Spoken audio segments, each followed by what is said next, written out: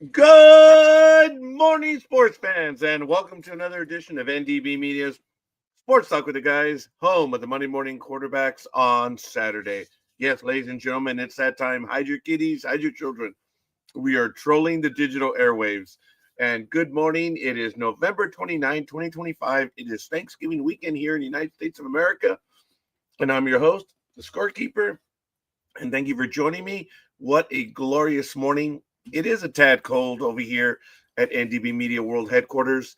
It is 45 degrees right now, and it's going to get the high of 72, so that's actually going to be nice. It's going to be a tad warmer tomorrow at 47 degrees, which is kind of cool. Good morning, Aisha. Thank you. Why don't you just come on in right now?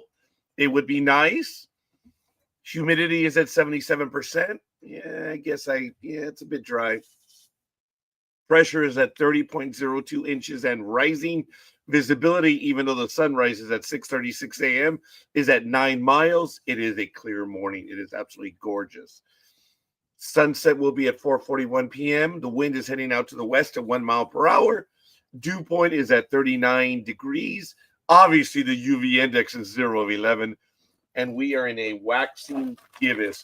And yes, I have my Cool Ranch Doritos this morning. Oh, what a glorious morning it is. So apparently I've been accused of just eating on this program. Whenever I'm on air, I am drinking and eating. This is not a shock, but I suppose it is for some people. Let's take a quick look at what is happening in sports history today. On this day, in 1927, Russian becomes the fourth world chess champion, defeating reigning champion Cuban Jose Raul Capablanca. It actually says Capablanca, not Casablanca, in Buenos Aires. And in 1969, at the 34th Iron Bowl, Auburn beats Alabama 49-26.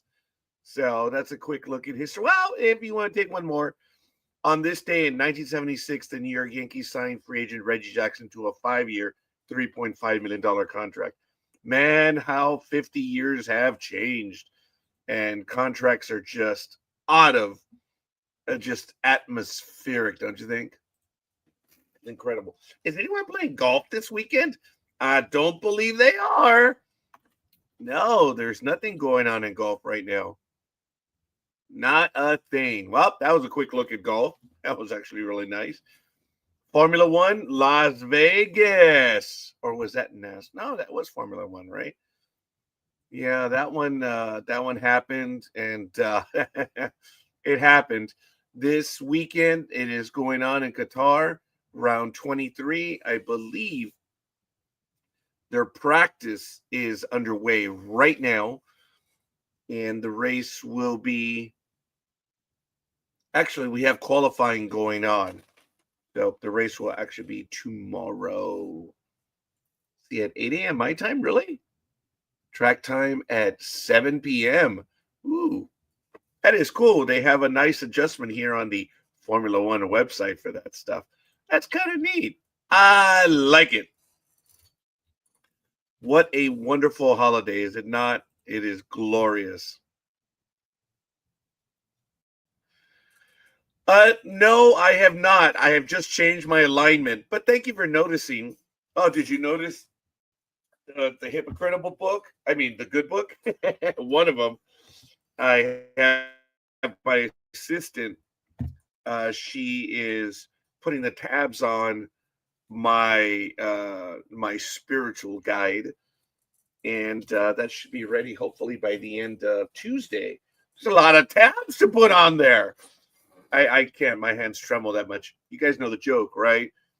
I said my hands tremble so much that I was not able to give Margarita her her shots, not her immunizations, of course, but her for her diabetes, because when the cops would have showed up, they would have said, "Who the hell stabbed her 17, 18 times?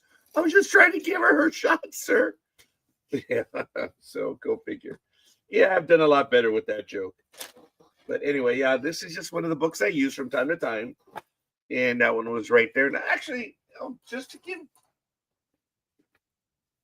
this is the map that I picked up when I was at Antietam, at the battlefield site earlier this year in May.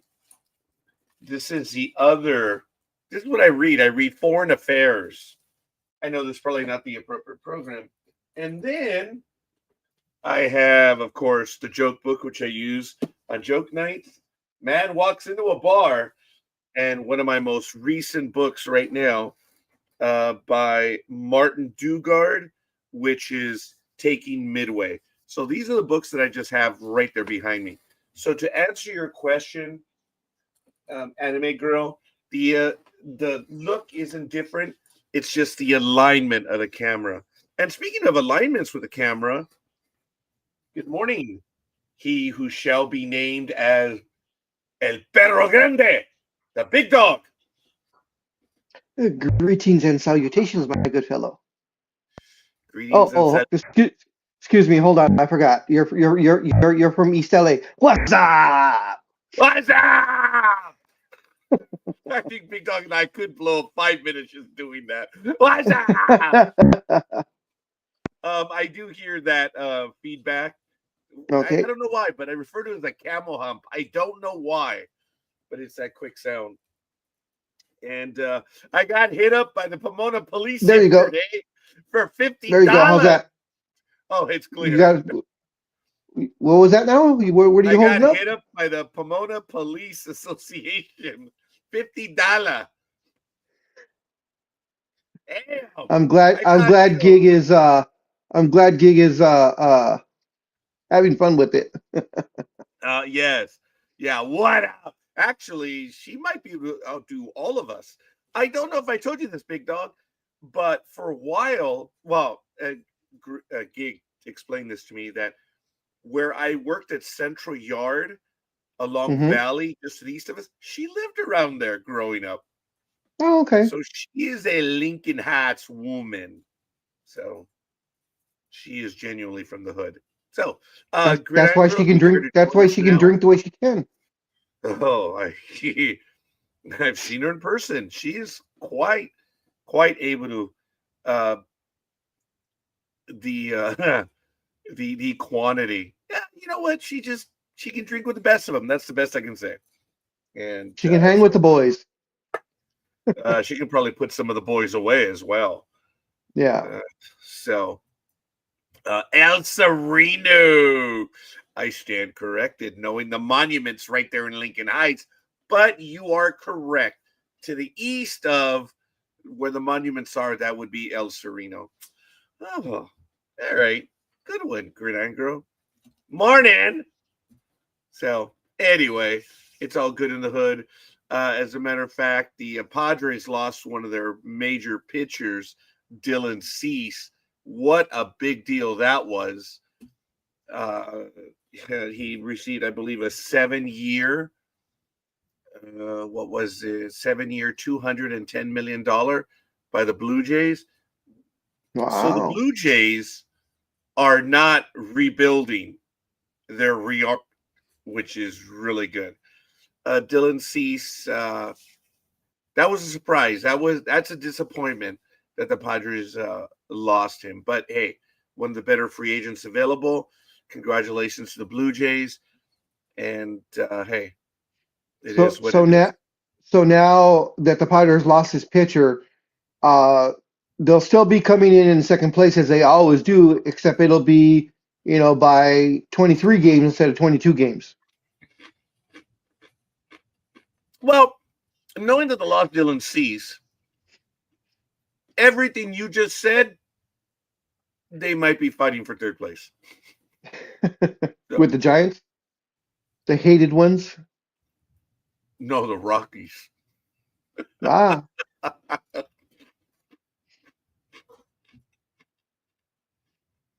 What you crunching on?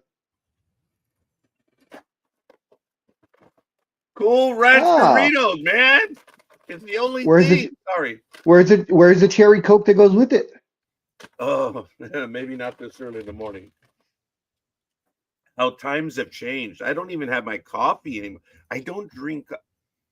I'm dumping a lot of my sugar intake, and it's I have to. So I'm really happy with it. Good I for don't you. want to, but I have to. The only time How I was your have coffee or sugar now or a drink is when I go out. I rarely ever drink at home now. So I need to clarify that, gig. Soda or coffee. how was your Thanksgiving? It was rather quiet, even though I'm really unhappy with norms this year. For the first time ever, upon arrival, we had to wait 1 hour Wow. for the food to be handed to us. So once we received it, everything was good. I just they were so uncoordinated. I've never, ever, ever in the last 15 years I've used Norms, the restaurant, twice or no, about 8 times. And the time that you say or that you put that you want the food to be picked up, it's ready to go. So I don't know about that anime girl, but it could very well be. Look, gig. I don't bother to read the labels. Sugar, 1 gram. That's it. 1 gram of sugars. But it has everything else that will kill me, which is pretty good. And I'm just generalizing, messing around. I didn't say anything towards Doritos. I'm a fan of Doritos. So I'm just kidding about that. But 2 grams. Are you happy with that? So I don't know if I would be sour, but it looks like the big dog's having some issues because we may have lost him. Hopefully he's able to return shortly. But anyway, if Gig would show up and if Anime Girl would show up, hey, we could have a conversation this morning. But it looks like the Padres, since Cease is now off the board, it looks like Framber Valdez of the Houston A-holes is looking to get a roughly 5-year, $175 million deal. The Mets look to be, I hate talking about the rumors. So, yeah. It's just, I think the rumors are a waste of time. I know other people enjoy them and having those conversations. I do not. I think it's an actual waste of time because we have better things to do right here. Hopefully, that is the big dog returning. I'm And trying. there he is. He's back. So there is some movement in the free agent field right now, Major League Baseball. But again, I have no desire to comment on the rumors that are going on right now because most of the time they get them wrong anyway. And I prefer to show off my stupidity on a professional level as opposed to predicting my inherent lack thereof. I don't, I just don't want to do that. I know there's a big game in predicting where all the free agents go, but okay, go play. Go play. I don't want to.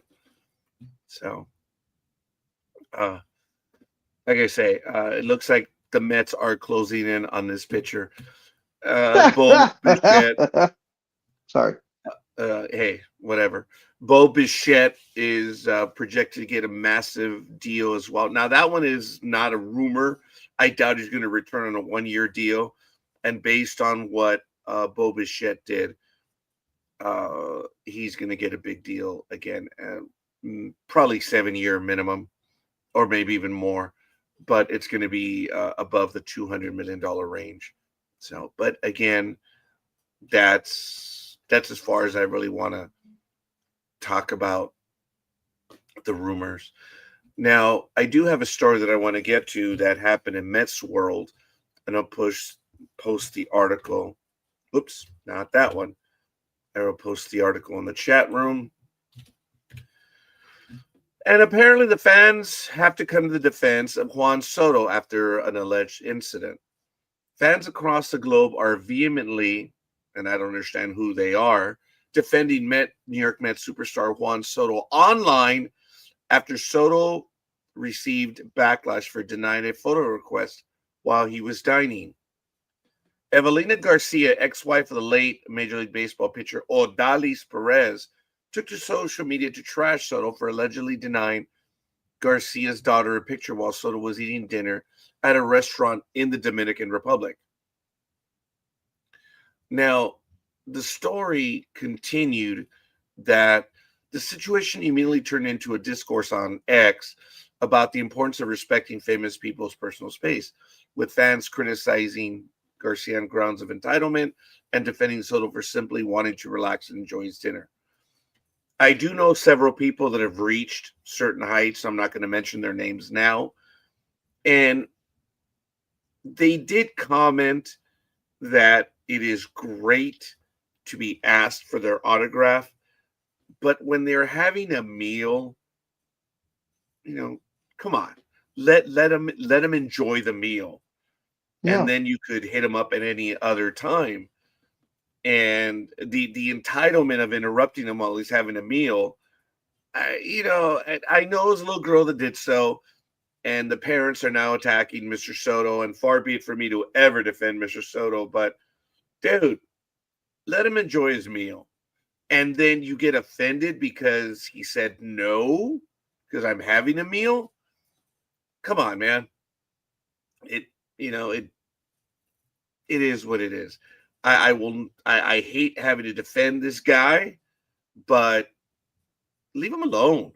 Let him enjoy his meal. I don't know what anyone in the chat room thinks, or even the big dog, which I think I got a little bit of his idea. Now you said it was the daughter of another famous athlete that had passed away already. No, because you said it was the wife of former or something or other, right? Wasn't she a famous I person? apologize. Yes, she is the former. I'm so sorry. I did say that.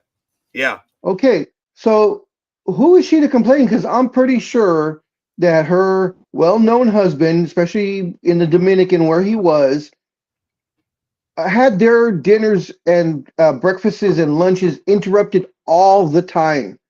And I'm pretty sure she hated it.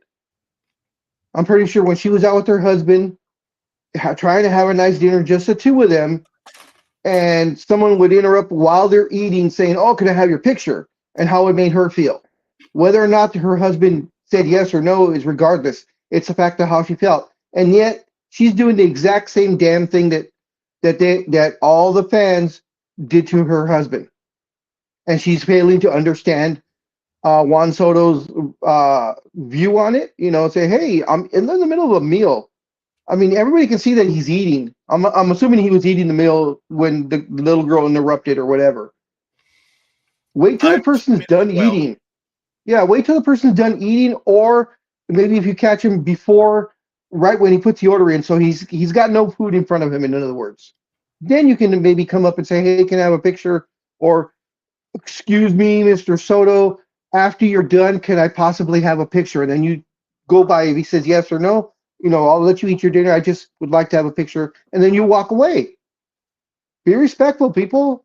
Shit. Yes. Peanut Posse, David Ortiz was in fact interrupted at dinner. Yes.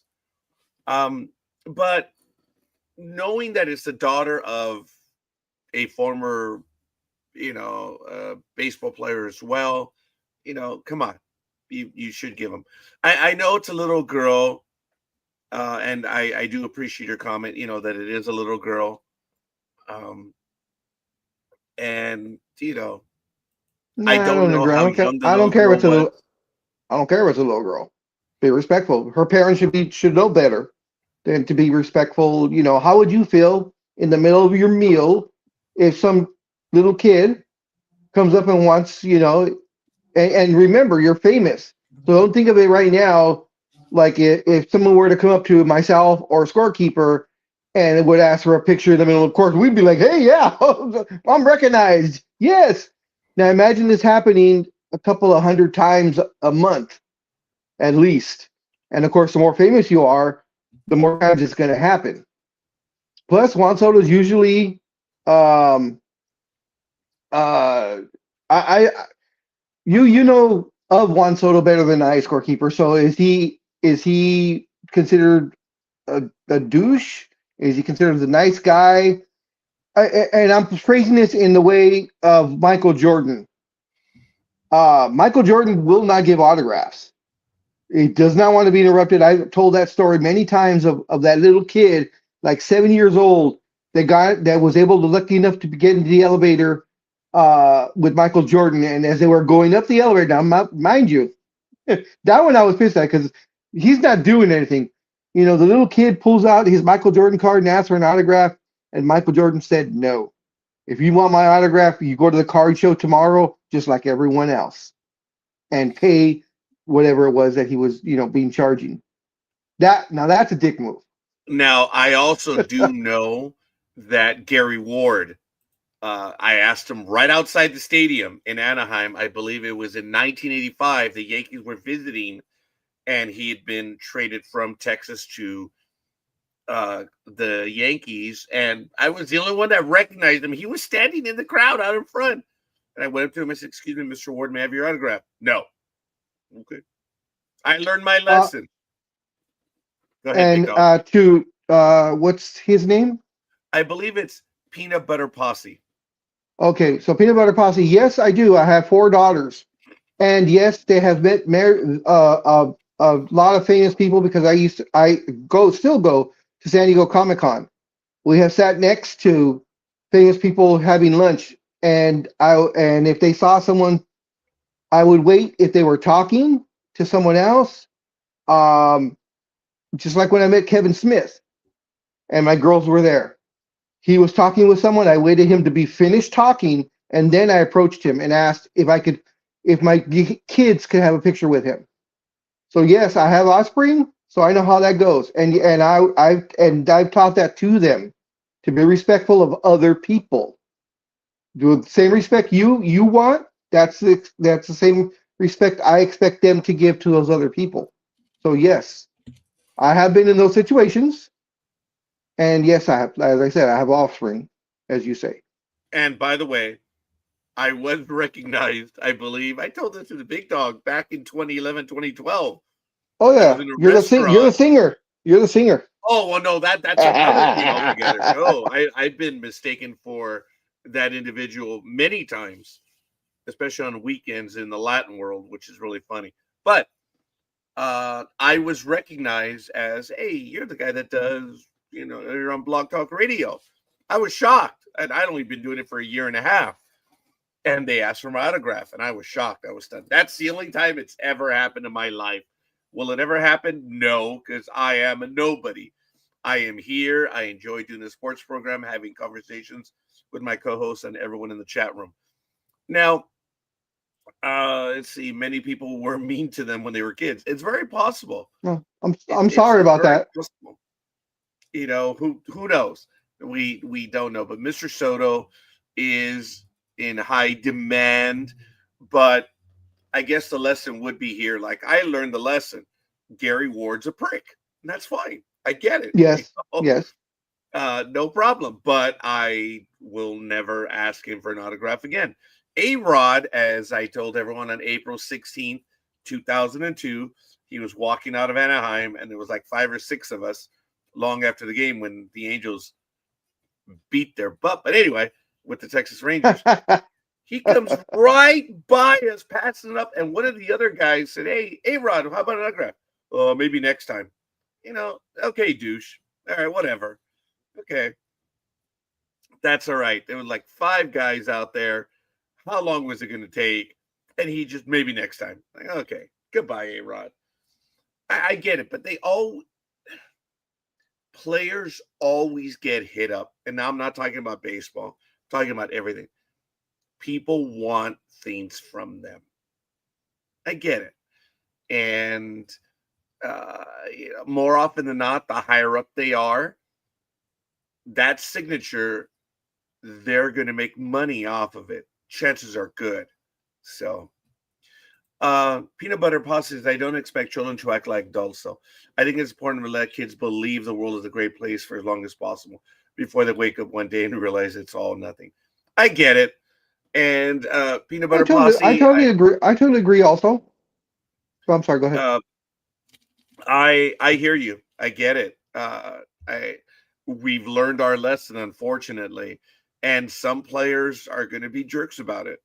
But unfortunately, that person now knows that you should. And it's really kind of a sad because this is the daughter of the ex-wife of a former major leaguer. I don't recall Odalis Perez how he was, and I just don't remember how he was. I really don't.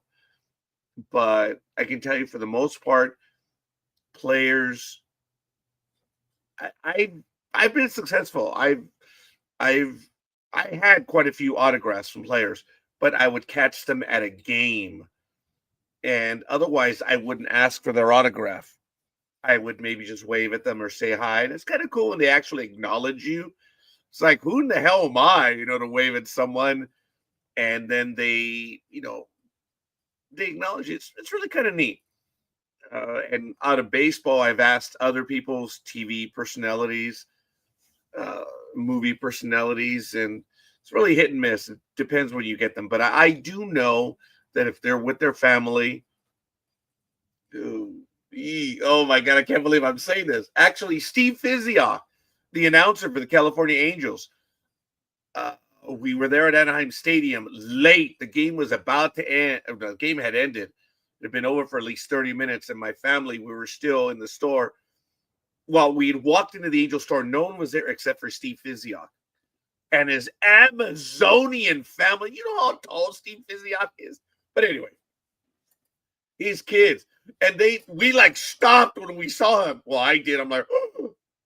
Ajimo was maybe 5 years old. Ariel was 8. And I had my significant other at the time with me. And the kids, his I assume they were kids. Man, they were Amazon. I think they were taller than I was already at the time, and I'm 5'11". So the kids are like, oh my God, I think someone's gonna ask Dad for his autograph. And I think they let him know. And they made their purchase, and the guy did a beeline directly towards us.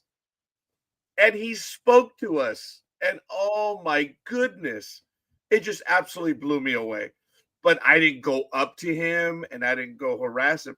He came over to us, and I will never, ever forget. I've told that story numerous times.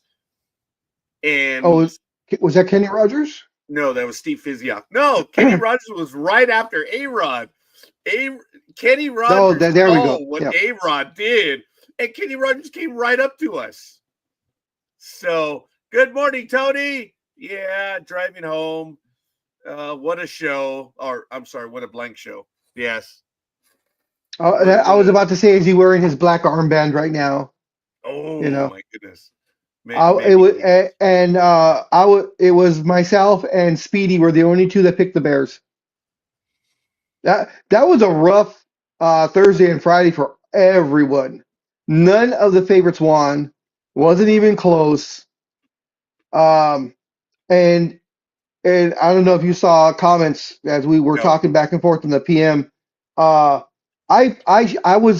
actually had went in and picked the switch to pick the Bengals, and I had put it in, made the switch, and I was about to hit update, and I was just like, damn it, no, go, that was your first call, just keep it.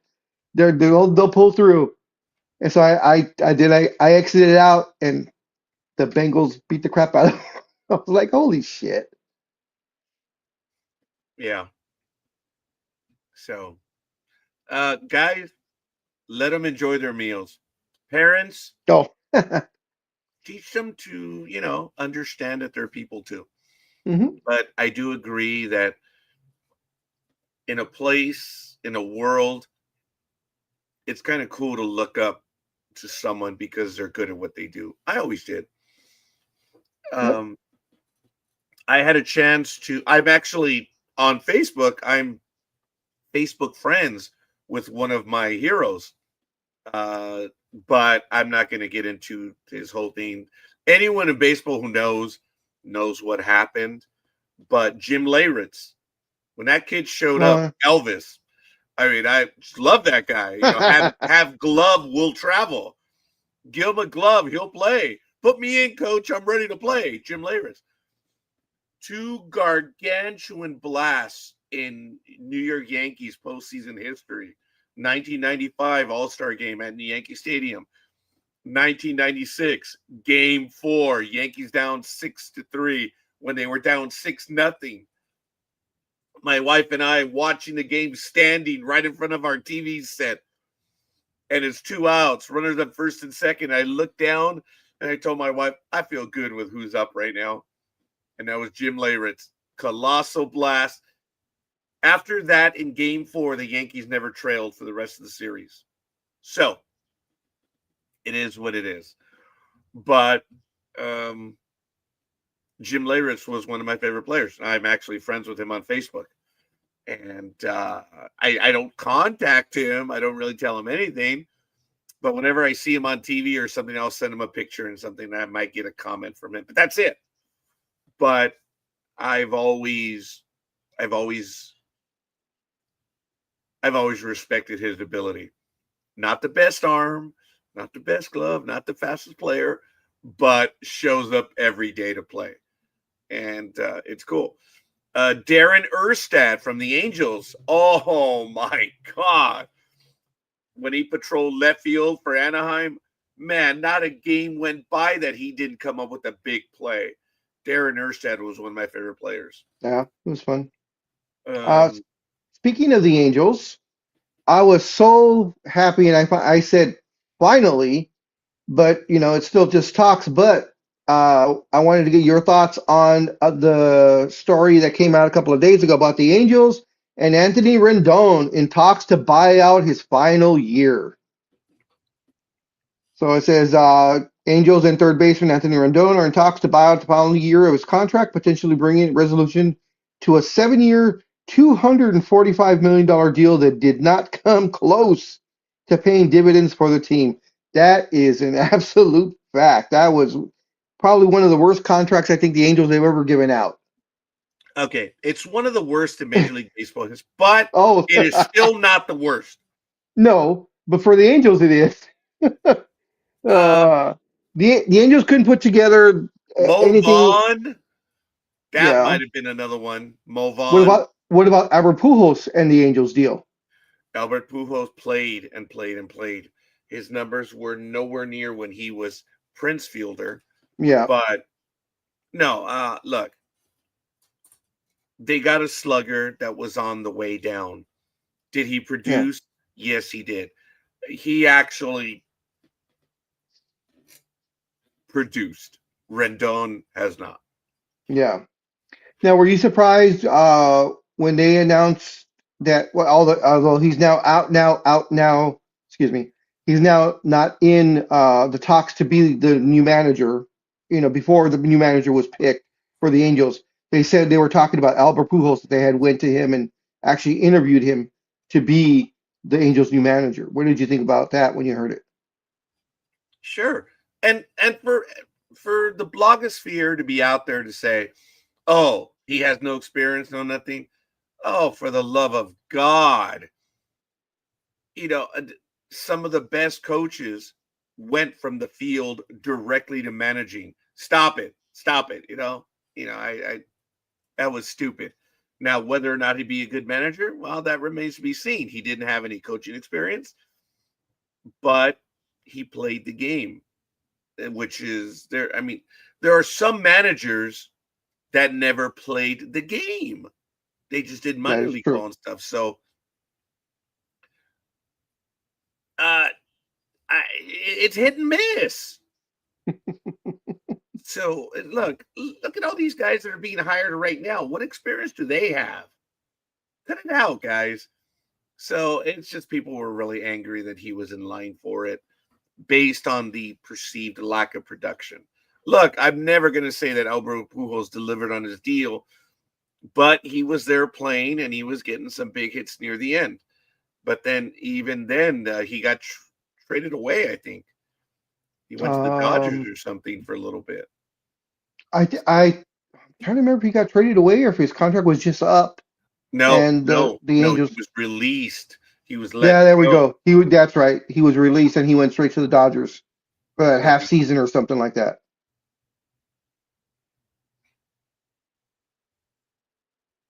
So, um, it you know it we live in an interesting world, folks. Take responsibility for what you have, and I believe Peanut Butter Posse, if that is the correct name, and I do apologize if I got it wrong.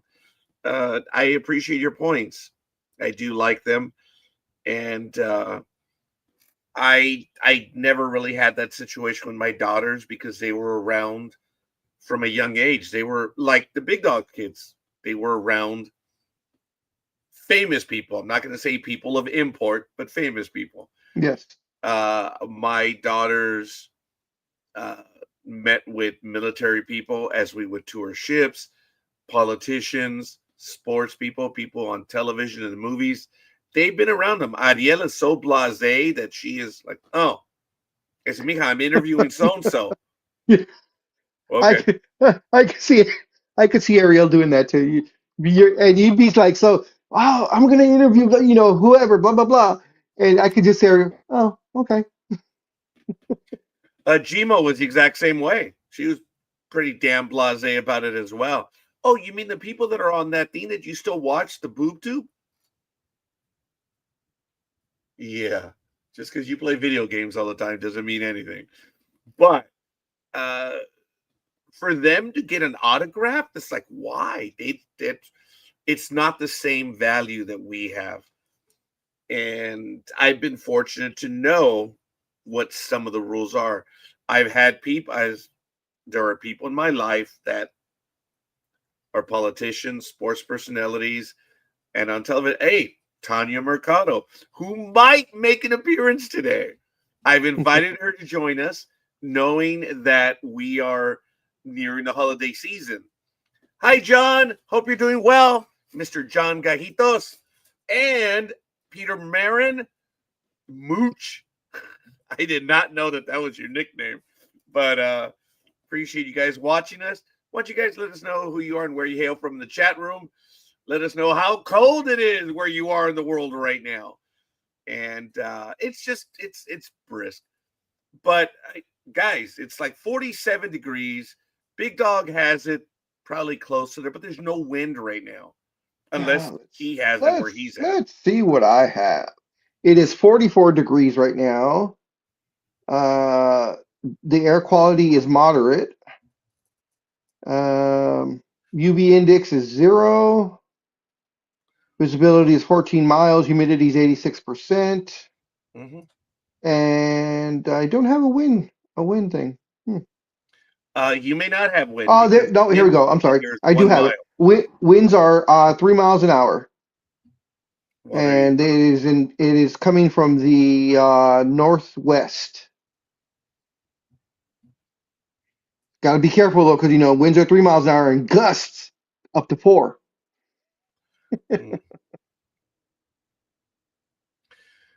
There are some incredibly bad deals in the most recent. Alex Gordon of the Royals, 4 years, 72 million. That was below average. You had, of course, BJ Upton with the Braves, 5 years, 72.5 million. These were just, man, that one was bad. The drop off with that one was bad. Madison Bumgarner, when he went to the Diamondbacks, that was a ripoff. 5 years, 85 million. Jordan Zimmerman of the Tigers, 5 years, 110 million. That was bad. Pablo Sandoval, when he went from the hated ones, to the Red Sox. One hated Panda, one. Panda, when the Panda left. 5 years, 95 million. I mean, that was one of the shortest mega deals of all time. And he returned to the hated one. Yep. Barry Zito. Oh my goodness. 8 years, 126 million with the Giants. His ERA went from a 3.1 to a 7. I know I'm exaggerating, but it was bad. It was bad, bad, bad. Prince Fielder. I love it. Guy's hurt, and yet he can still do the ESPN painted edition. I remember that one. Oh, that's right. Yeah, prick. I'm injured. I can't play, but you sure as hell can pose in the nude. That was a colossal failure. 9 years, 214 million. What did he do for Detroit? Tony, what did Prince Fielder do for Detroit? And his dad was so cool. Now, I like Cecil. Cecil Fielder was, I like Cecil. Albert Pujols, Angels, 10 years, 240 million. One of the biggest signings in Major League Baseball history, turned into a decade of diminishing returns. Yes. That's what I stated. Yep. And, yes, you did. Yes, you did. And then Anthony Rendon, 7 years, 245 million. So the Angels paid $5 million more for 3 years less. Actually, and got 7 years, 6 years. And got 6 years less. Well, yeah. So everyone, all these deals are just the last few years. That's why, folks, there was a pitcher, Hampton, from the Braves that went to the Rockies. That was a colossal failure. The Yankees, they picked up the pitcher from the Montreal Expos, $39.9 million for 4 years, and he pitched like 10 games. And when he left the Yankees, he was like, I wish I would have gotten a little bit of respect. He got paid on time for being hurt all the time. You got your disability payment. Now shut the hell up. Now, do you think I got my disability payment, so shut the hell up?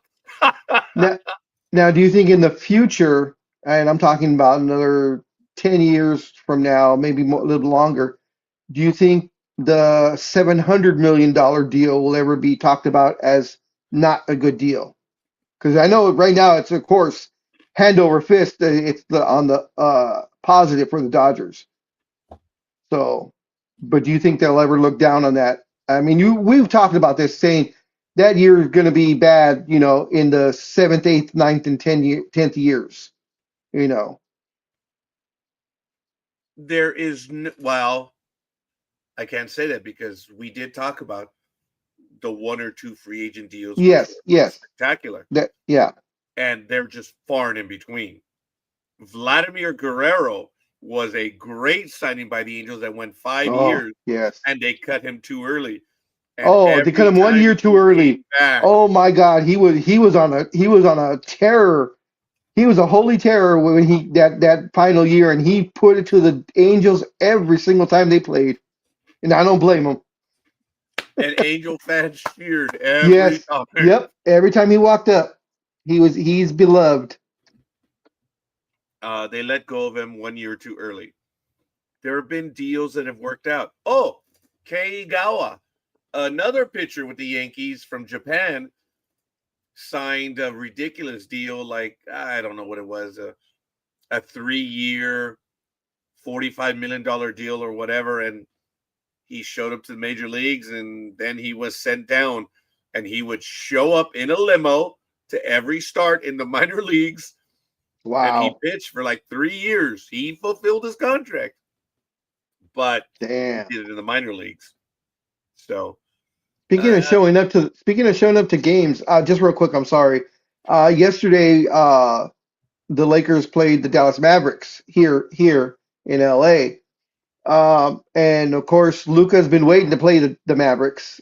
And Anthony Davis finally returned from being out like 12 games.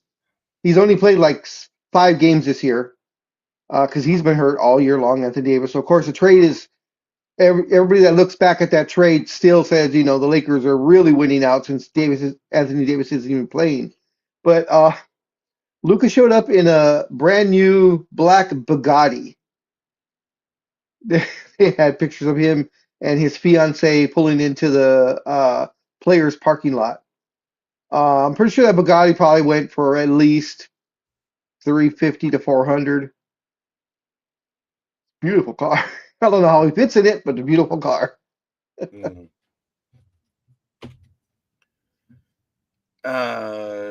Yeah, dude.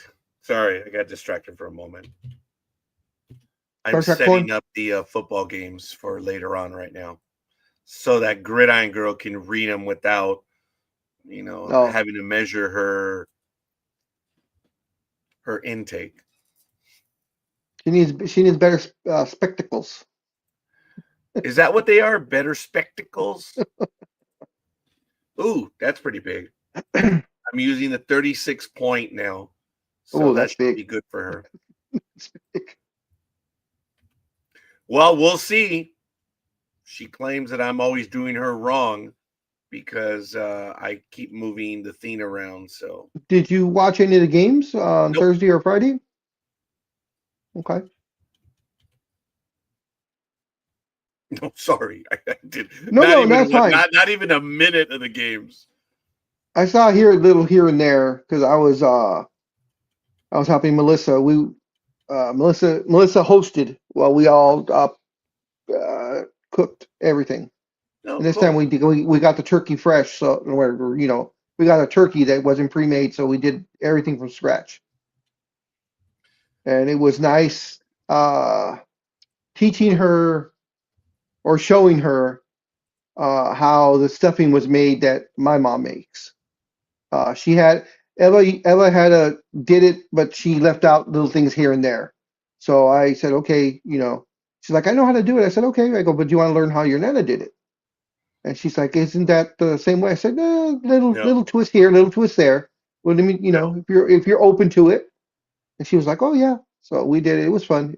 It felt nice having everybody there. We all chipped in. We all did something. So it was great. I hear you.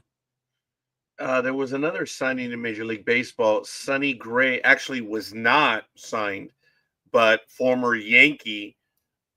He went from the Reds to the Yankees, and a big deal, and just never delivered because he could not handle The the pressure. the pressure. But it was also the Yankee pitching methodology did not work. It they wanted a screwdriver, but they got a Phillips when they wanted a standard one, and it doesn't always work.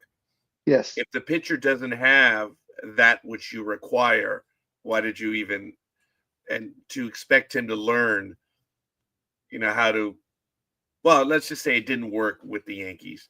And now the Red Sox traded for Sonny Gray, who's been a fairly effective pitcher when he doesn't pitch in pinstripes. So good for the Red Sox in making that move. So like I say, it's just starting, and we'll see. I'm not going to say it's going to be an interesting off season because that's what everyone says. I just we'll watch, we'll talk about it. That's it. Congratulations to the Blue Jays because they're reinvesting in their team. They're spending to win. They know what they have to do. They were beat by better starting pitching. So what did the Blue Jays do? They went out and got themselves yet another number one. Way to go, Blue Jays. Way to go. What Because the Yankees, if healthy, now with their number one guy coming back and their starting pitching being as good as it was, they're going to make it harder for the Blue Jays. But it doesn't matter. The Blue Jays are the defending American League champs, period. Hands down. Doesn't matter what I say. Well, you guys were the defending American League champions, so I mean, The year before, that means yeah, the year nothing. before. It means nothing. Last year, goodbye, man. That's gone. What have you done for me lately? That would be like saying that'd be like saying with if the Mets invest in some quality players, you know, they don't have they have nothing to stand out on that. Didn't they have the highest payroll scorekeeper Yeah. this past season? They didn't come. They missed the playoffs by what, one game or two games? It was close, right? And I know they missed. I know they They missed, but missed. wasn't it? It's just like right there. What I mean, you when you play 162 when you play 162 games with the highest payroll in baseball, and you miss the playoffs by like say two games, and you think back of those games in April or May that you lost 2-1, 3-2, just simple And or yeah. you guys have to remember that even the Major League Baseball hitters, players, everything will tell you 1/3 of the time they're just not there Yeah. because of the It- it- grind. So yep. could you imagine if they actually decided to show up for every game? I What? remember that when I played, I only played 3 games a week. So it was a lot easier for me, but I was up for every game. But again, I knew that I was on borrowed time.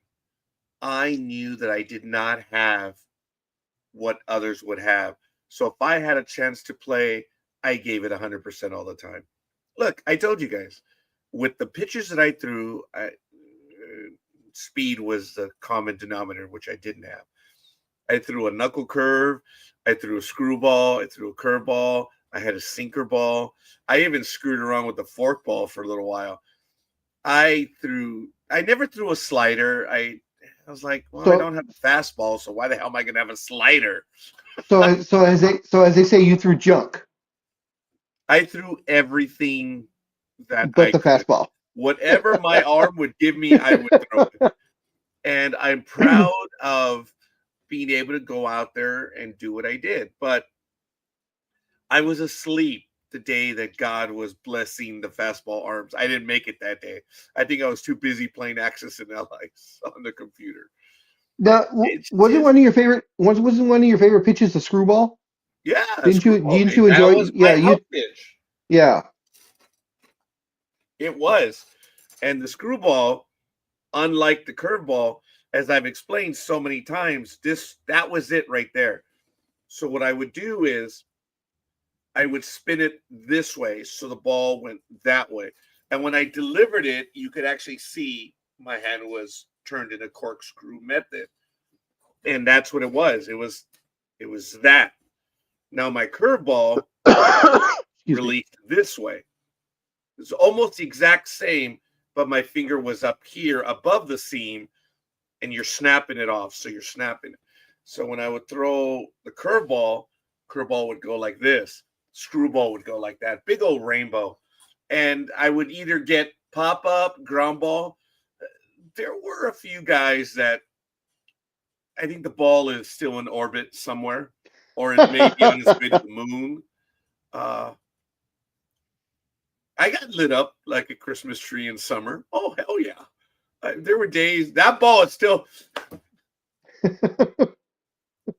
I had balls hit off me that should have had stewardesses on them. So you guys know where I, that comes from. I was thinking I couldn't think of the exact phrase, but that's exactly where I was thinking.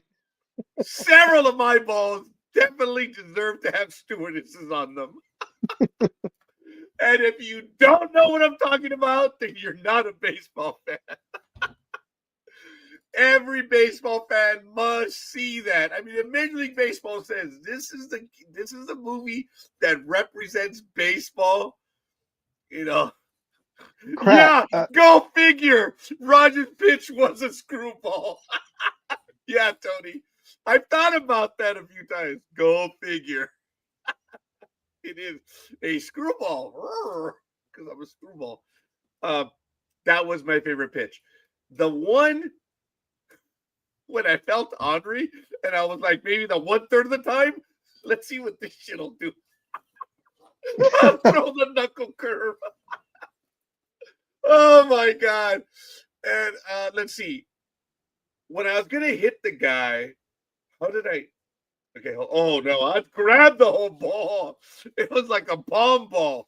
If I was going to hit the guy, that thing was in my hand like a palm ball. But yeah, Tony, that is funny. Go figure. Rogers' pitch would be a screwball. It was pretty good. I was lucky, guys. I was lucky that I played high school ball, and I was lucky that I played semi-pro ball here in LA.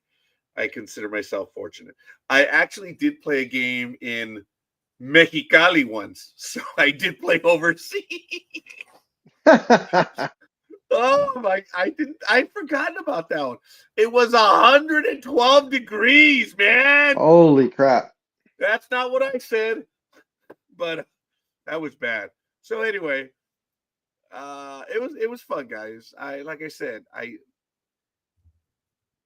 I was the extra part on the team, and every time that I got my name on the list as bench players or whatever, man, I thought I hit the lotto. I was like, really? And coach was telling me, dude, you've been busting your behind during practice, doing everything. And when Coach Cody put my name on that roster as the subs, I thought I was like, wow, that was cool. That was neat. But anyway, I got into more games as a non-pitcher than I did a pitcher. I told you guys that, which was really funny. And when I was playing with the Halcones down here in LA for 3 years, I was predominantly first base. I don't think I played any other position. I was, forgive me for saying, I was a damn good first baseman. Yeah. Because I had a good glove at third, but I didn't have the arm to get across. I did not have a Manny Machado arm. I didn't have a Derek Jeter arm. I had a Roger Noriega arm. That I could get it to third, but I had to heave it. So that's not good. Softball's easy, not baseball. Anyway, I'm prepping the final football games, and I appreciate guys. I know I've told those stories before, and I'm sorry for boring everyone. But It's never a boring story with you, scorekeeper. You keep I us cannot wait entertained. till Mooch joins us on a regular basis. And because he played all 4 years, he was a starter on the team. He was a catcher and DH. I think he did some outfield too. If he's watching us right now, he can tell me. He'll keep you honest, right? Well, I joked about that a few years ago. Yeah, when I know. Out, I was like, "Whoa!" Now I can't embellish my stories. But when it comes to baseball, folks, I didn't have to embellish my stories. Those stories, oh my god, they're great, man. Oh my god, the time I stole home. Even the umpire should not have called it the way he did because time had been called. But he still, dude, he called me safe, and he looked down at me, but I called time. Oh, you guys all know that one. I can't make that shit up. I was fortunate to be able to play when I did and how I played. I was blessed. It's fortunate. Yeah. Anyway, I'm finishing up the football stuff. I should have in a little bit. There's fewer games right now, but I'm still setting them up. On I have all the picks. They're going to be ready to go. On a slightly serious note, Go ahead. have you heard from Dream? Or when was the last time you talked to him? No. I can't get a hold of him. I've tried and tried. And even weirder, because I know he's a very busy man. I know that. He missed all his picks. He never misses his pick. I haven't had him miss a pick in 4 or 5 years, and he missed all the picks and did not answer. And I've tried to personally contact him too, and nothing. So I was just wondering if you heard from him. I will leave him a message right now while I set this up. I'll be right back. Go ahead, Big Dog, and continue. Alrighty, folks. Recap from last week. Of course, as usual, going from the bottom up. Speedy was 0-2, of course, 0%. He is 81-82, 49.7%.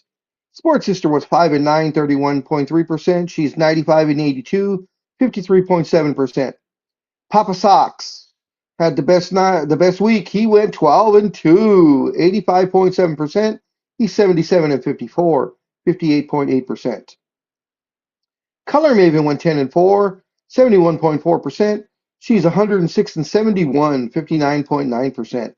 Dream went 9-5, 64.3%.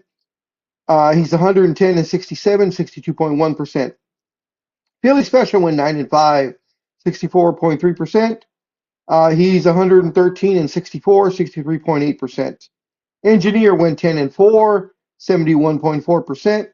He's 114-63, 64.4%. NorCal Girl went 10-4, 71.4%. She's 117-60, 66.1%. Coffee went 10 and 4, 71.4%. He's 118 and 59, 66.7%.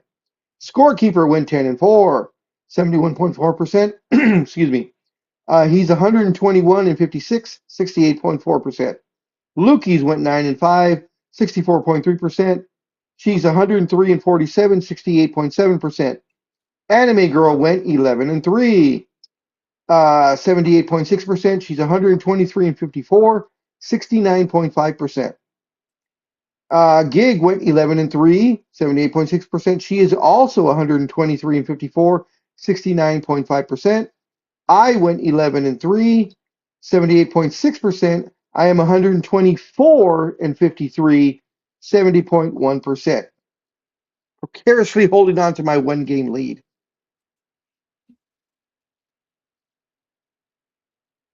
And there Well, you I have just it. left a message with him, letting him know that I Yep. am reaching out to him, and we'll see. Okie dokie. Thank you, sir.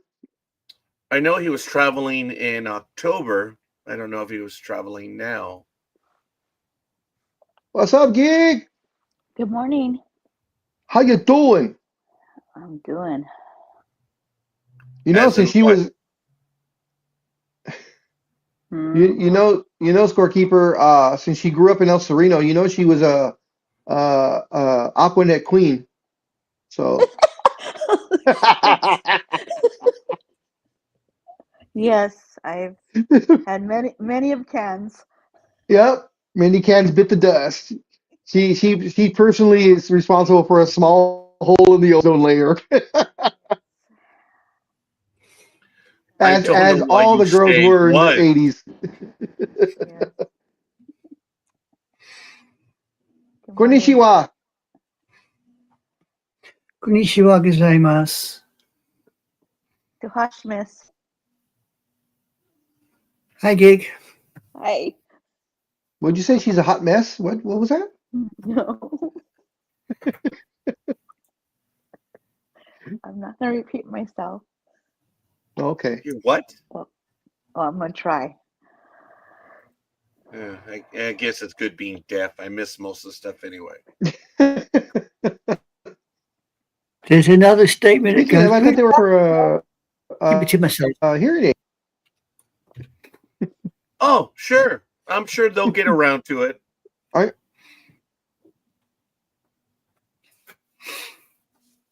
The Scorekeeper. bureaucratic method must follow its course. Good morning, Scorekeeper. Oh, Yes. good morning, anime girl. Oh, No, was good it- morning, gridiron girl. You're welcome. Morning, Grouch. Right? Jeez. Why am I a grouch? I say good morning to everyone, but yet I'm the grouch. Okay. I'm going to have me a Dorito right now. Mm. Definitely a Grouch. Oh, I agree. I don't know if you saw the I'm going to comment. have me another Dorito. Gig wanted to know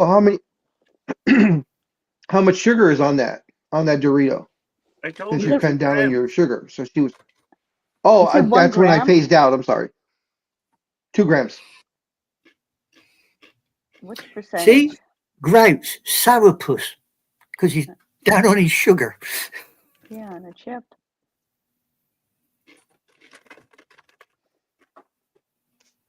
But I do give him credit for not having his cherry coke that goes with it because he doesn't. Maybe we'll get him a sugar-free. I've already tried that. No, I'd rather not have it. I'm not going to have diet. It's disgusting. I'm sorry. And for everyone who drinks it, God bless you, but damn me to Drink hell. Coke because Zero. I'm not going to have it. No. I've Have you already tried had it. Coke Zero? Yeah. You don't like Coke? Coke Zero to me is the closest to Coca-Cola that you can get that's I've sugar-free. tried wild cherry Pepsi without the sugar. I've tried them all. I'm like, that's it. It's okay. I am addicted to. Oh, I'm sorry. Hold on a minute. Oh, I just heard Canela over here, 14. She had some breathing issues right now. It was cold last night, but she's in here and I've got the heater going right now. Thank goodness, because it has now dropped. It was 47 degrees when this program started. It is now 44 degrees outside. but it's 55 in here, which is okay. So 44 degrees. yeah. 47 over here. Well, that's a big Star Trek number. So that's good. So are you going anywhere today, Big Dog, or are you going to stay here all day?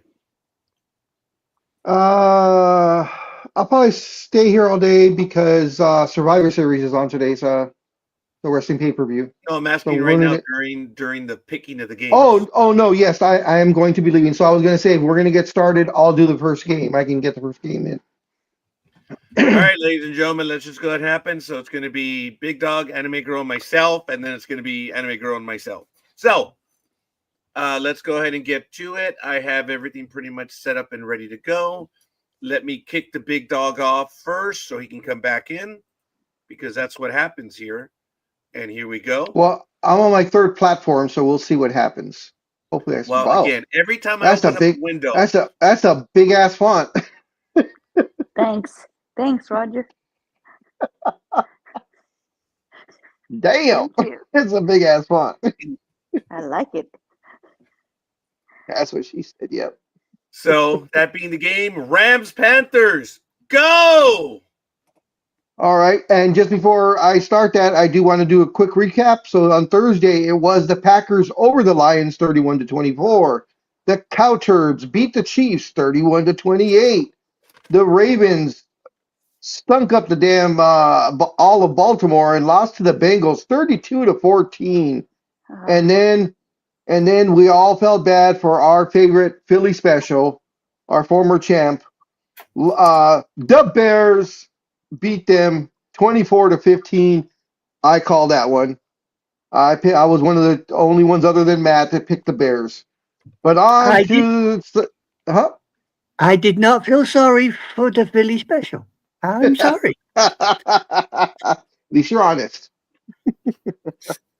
All right. So on Sunday, we have the 9-2 LA Rams heading over to North Kakalaki to take on the 6-6 Carolina Panthers. This will be, of course, in Charlotte. As I said, North Kakalaki at the Bank of America Stadium. It will be on Fox. In the comparables, points per game, the Rams are 6th. The Panthers are 28th. Yards per game, the Rams are 9th. The Panthers are 23rd. Time of possession, the Rams are 19th. The Panthers are 12th. Sacks, the Rams have 10, so that puts them in 31st place, almost dead last. And the Panthers have 16, which put them also at 31st. Oh, I'm sorry. The Rams have 31 sacks, that puts them at 10th. Sorry about that, guys. Interceptions, the Rams have 12 interceptions, that puts them in 3rd place. The Panthers have 10, that puts them in 6th place. Turnover differential, the Rams are a +11, 2nd in the entire NFL. The Panthers are a -3, and they are 18th. And in their last meeting, which was October 15th, 2022, it was the Rams beating the Panthers 24-10 in Los Angeles. In the last 5 games, the Rams had a bye in week 8. They're 4-0. Panthers are 2-3, losers of 1 in a row in the last 5 games. As of right now, the Rams are, for the betting line, -10. Or That, I'm sorry, damn. 10. That has, let me see. Hold on. I'll take it back before I say something. Where the hell is it? You just said something. Yeah, I know. The hell is it? We'll just keep it. Yeah, keep it at 10. I don't know why I can't find the game. Win probability? We have a probability that the fluffy ones are going to win 82.7%. Wow. Do we have a weather report? Yeah, we got Yes. some. Yes. It will be 48 and chance of showers. No dome. And we have an injury report. Sure, for the fluffy ones. Witherspoon and Thomas are injured reserve. Questenberry is questionable. Haverstein injured reserve. Kitchens is questionable. Hybe, Atwell, Lake and McCreary are also injured reserve. Ford questionable. For the Panthers, Trellis is out. Brooks is physically unable. Moore and Amobave are injured reserve. Zavala and Horn are out. Hunt, Mathis, Jones injured reserve. Mays is out. Christensen injured reserve. Rosenboom is out. Thornton injured reserve. By the sound of things, they should rename that the Carolina Crocs, not the Carolina Panthers, because they're all crocked. Wow. All right. Well, if we may, Big Dog, what's your pick?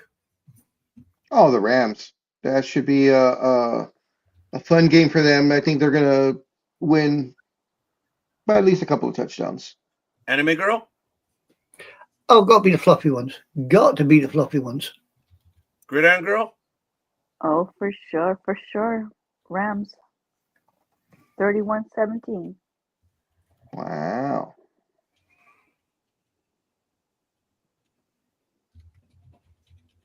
Tony, wake up. Oh, there it is. Thank you. He's crying in his Philly sandwich while he's driving. Oh. All right. Be that as it may, Gridiron Girl? Oh, dear. He's looking for his egg whites. No, he's so depressed. He's eating the whole egg this time because he's so depressed. Right. Okay.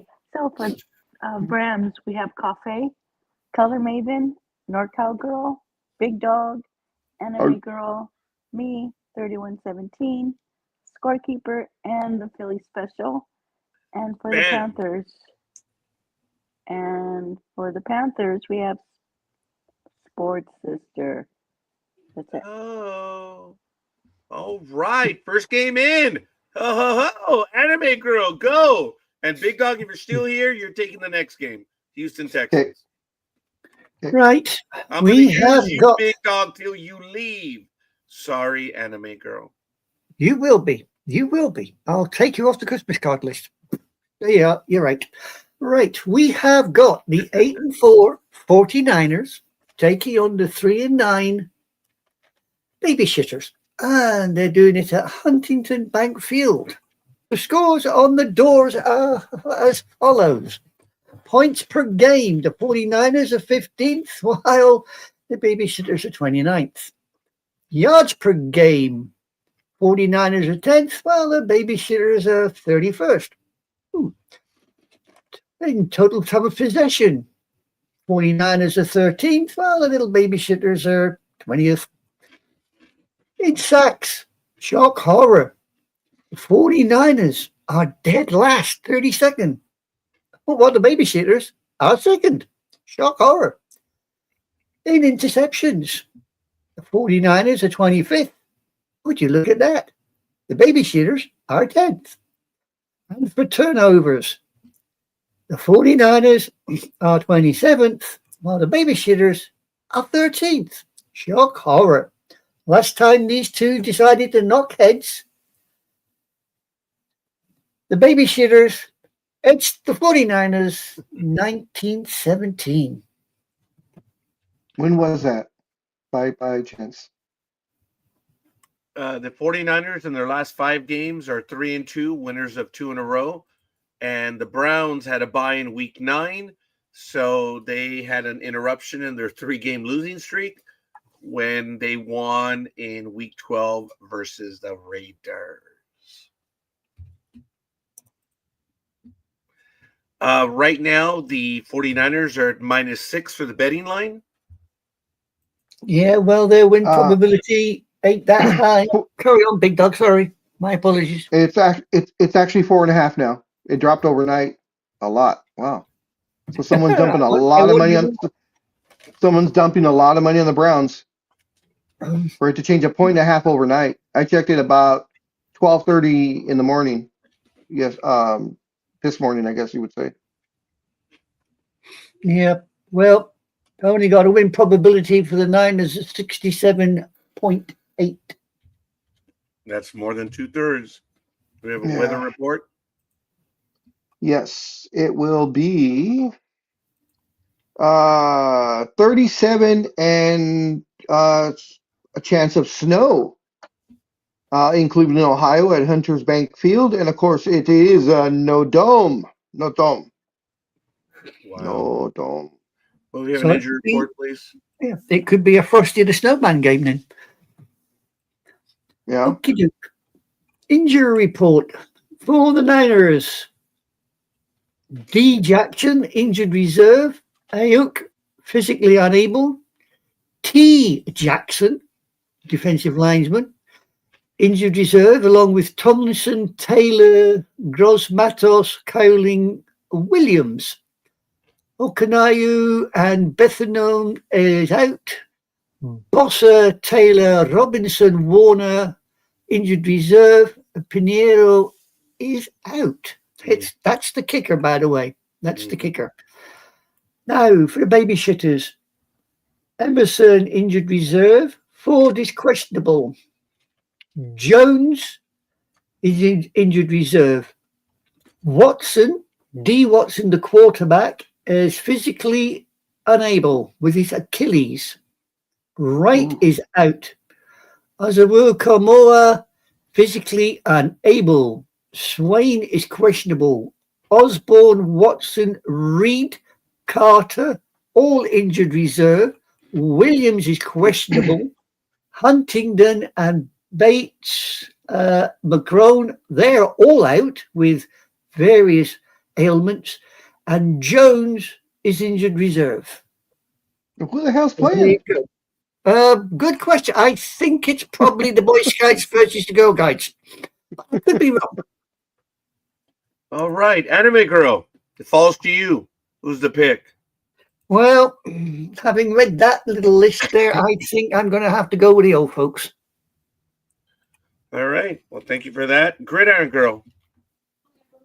I'll take the old folks too. Yeah, scorekeeper's going to go with the Fools. Big Dog? Much as I love my babysitters, I don't think they're going to be able to win this one. Okay. Gridiron Girl, do what you do. I'm sorry. I mean, would you regale us with your voice? Sure. For the Niners, we have Cafe, we have Color Maiden, we have Sports Sister, NorCal Girl, Anime Girl, Gig, Scorekeeper, and the Big Dog. Oh, And for the baby. sorry, one more.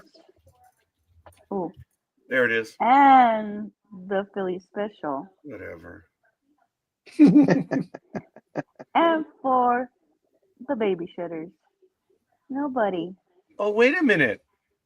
No one's shitting for the baby. apologize. He went for the babysitters. Oh. What? Never Tony? mind. Tony? I've got you, Tony. You had the lames, and now. Yeah? Yep. Yeah? Good morning, Lukies. Thank you. I think that loss it's got to his head. Are you serious, Right. Tony? Are you going for them? Well, Mind you, I mean, if you the know, defense, the Browns only have defense. Really, All right, I so, apologize. So Yeah, they do have a good defense, yeah. Yeah. So, Purdy is trash. Purdy's trash. Oh, that's right. Purdy's playing. Oh, shit. Wait a minute. right? Oh, I got something to think about. You know what happens if you change. I forgot that he was playing. So what's it going to Oh, be? damn. No, Go I'll ahead, keep go- it that go for now. do I'll it. keep Go do it. keep it that for Do now. it, Big No. Dog. No. Okay, so for No. So for the babysitters, we have a correction. The Philly Special. There, that's it.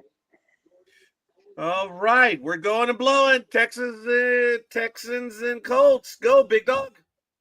All righty. We have the 6-5 Houston Texans heading over to Indianapolis to take on the 8-3 Colts. This will be at Lucas Oil Stadium, and it will be on CBS. In the comparables, the Texans are 21st in points. The Colts are first. Yards per game, the Texans are 19th. The Colts are second. Time of possession, the Texans are seventh. The Colts are 30 at 30 minutes are 16th. Sacks, the Texans are sixth, as are the Colts. In interceptions, the Texans have 12 interceptions. That puts them third in the league. The Colts have 11 interceptions. That puts them fifth in the league. Total turnover differential, the Texans are a plus 10. That puts them third in the league. And the Colts are a plus 4, which puts them ninth in the league. In their last meeting, it was the Texans over the Colts 23-20, October 26th of last year. In the last 5 games, the Texans are winners of 3 in a row and 4 of the last 5. The Colts had a bye in week 11, and they're 2-2. And they lost to the Chiefs last time, 20-23. The betting line is Colts minus 3.5. Yes, sir. Do we have a win probability? Yep. Looks like they're going to take it 62.6%. It's enough for me. We have a weather report for the dome. Yes, it'll be 28 degrees and cloudy as you walk from your car to the dome. You heard that, Tony? You can do that walk, Tony. Go for it. May we have an injury report, please, anime girl? Certainly, sir. Oh. For the Texans, Hill is out. Jordan is injured reserve. Ward, Dell are both physically unable. Holman is questionable. Futasaki is injured reserve. Hinish is physically unable. Hamilton, Watson, Smith, Taylor, Bryant, Stewart are all injured reserve. Pryor, Carter are both out. And Arnett is questionable. But the Colts, these are 2 pretty banged up teams by the looks of things. For the Colts, Scott Richardson, who is a quarterback, are on injured reserve. Winfrey, Denbo are both questionable. Carles, Wilson, Ahmed, Buckner, Wally, Montgomery, Waller, Freeland, Phillips, Doolin, Schrader are all injured reserve. Hilton is out. Wow. So like I said, these are 2 pretty banged up teams. All right, big dog, who are you going for? The Colts. I'm sorry. I blanked out. The Colts. Oh, God. Anime girl? Yeah, I'm going to have to go with the Colts as well. Best of a bad job, I think. Philly is going with the Colts. Lukey is going with the Colts. Gridiron girl? Yeah, I do believe Texans can win, but I'm going to go with the Colts. I can't pull the trigger. Do it. Yeah. Keeper will go with the Colts. All right. So we're in. Anime girl. Saints, Dolphins. Go. Go. Right. We have got the not so good marching in Saints 2-9. So you don't want me to talk, huh, Roger?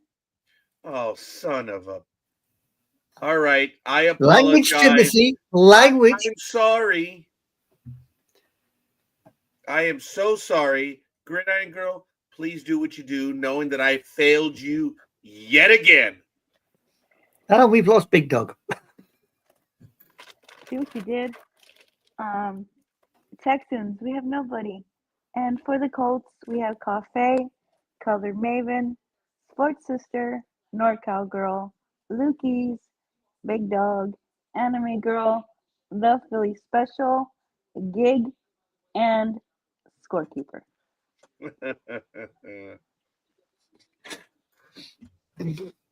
Saints and Dolphins, please. Saints and Dolphins. Okay. As I was saying, we have the not so marching in glory, 2-9 Saints, up against the slightly better 4-7 Miami Dolphins. The scores on the doors are as follows. For the Saints, they're 31st in points per game, whereas the Dolphins are 24th in yards per game. The Saints are 26th, while the Dolphins ain't much better at 25th. The possessions per game, the Saints are 31st, while the Dolphins are 28th. You can tell these are high-scoring teams, can't you? In defensive sacks, the Saints are 20th, while the Dolphins are 25th. In interceptions, the Saints are 22nd, while the Dolphins are 3rd. Like I said, really high-scoring teams. And for turnover differential, the Saints are 21st, while the Dolphins are 24th. The last time these two knocked heads, shock horror, Miami took it 22-3. The Saints had a bye in week 11, but they are losers of 1 in a row and 3-1 in the last 4. The Dolphins were on a bye last week, and prior to that, they were winners of 2 in a row or 3-1 in the last 4. For the betting line, we have the Dolphins at -5.5. Win probability has the little fishy folk at 68%. The big dog is there. Do we have a weather report? No, I don't. I'm transitioning right now, so I can't get to that. So I'll just be Thank talking. you for that, big dog. Sorry about that. It was weird that my iPad just shut down all of a sudden. I have no idea what the hell happened. It don't like So- you. No shit. Actually, no, it doesn't like me because it only gives you problems when you're talking to me. No. It knows I love you, Raj. Interesting. Anyway, yes, Gridiron Girl. May we have an injury report, please? Sure, you can have an injury report. For the Saints, we have Kamara is out. McCoy injured reserve. Olaf is questionable. Then we have Miller, Salvadiri, Clapp, Means, Young, Plain, Palmer, Broughton, Blackman, and Williams are all injured reserve. Who has a Wow. clap? Someone has a Pardon? clap? You said someone had to clap? Oh, Yeah, okay, big dog. That's what I heard. All I will say, big dog, is camels and fleas. Okay? For Miami, we have Daniels and Hill injured reserve. Bowser, DeBoy, Schwartz are all questionable. Mater, Jackson, injured reserve. Eichenberg is physically unable. Then it's Waller, Burns, Kahu, Eze, Conyers, Mattison, Feed, Kajusti, Saunders, Meyer, Duck are all injured reserve. Who the hell's playing in these games? Jones is questionable. Then we're back to Bretts and Colbert, injured reserve. Sheffield is out. Douglas, questionable. Like I said, who the hell is playing in these games? Because there's no bugger left. They're all banged up. Freaking cold out here. Shit. Sorry. rumor has it. All right, Anime Girl. What are you going for? Does it really matter? I'll take Miami. Yeah, Gridiron Girl. Lukey's. Uh, Tony's, fish- I need your the- pick. The fishy people. Big dog. Charlie of the Sea.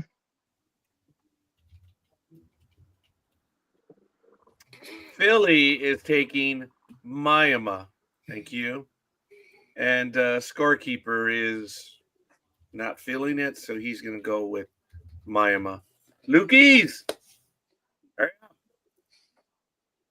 Yeah, this game was this one and the next game that you're gonna go over are the two who gives a shit games of the week. Yeah, you're right there, big dog. You are right there.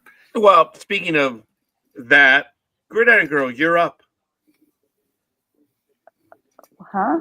Speaking right. of who gives a shit. Yeah. Oh, okay.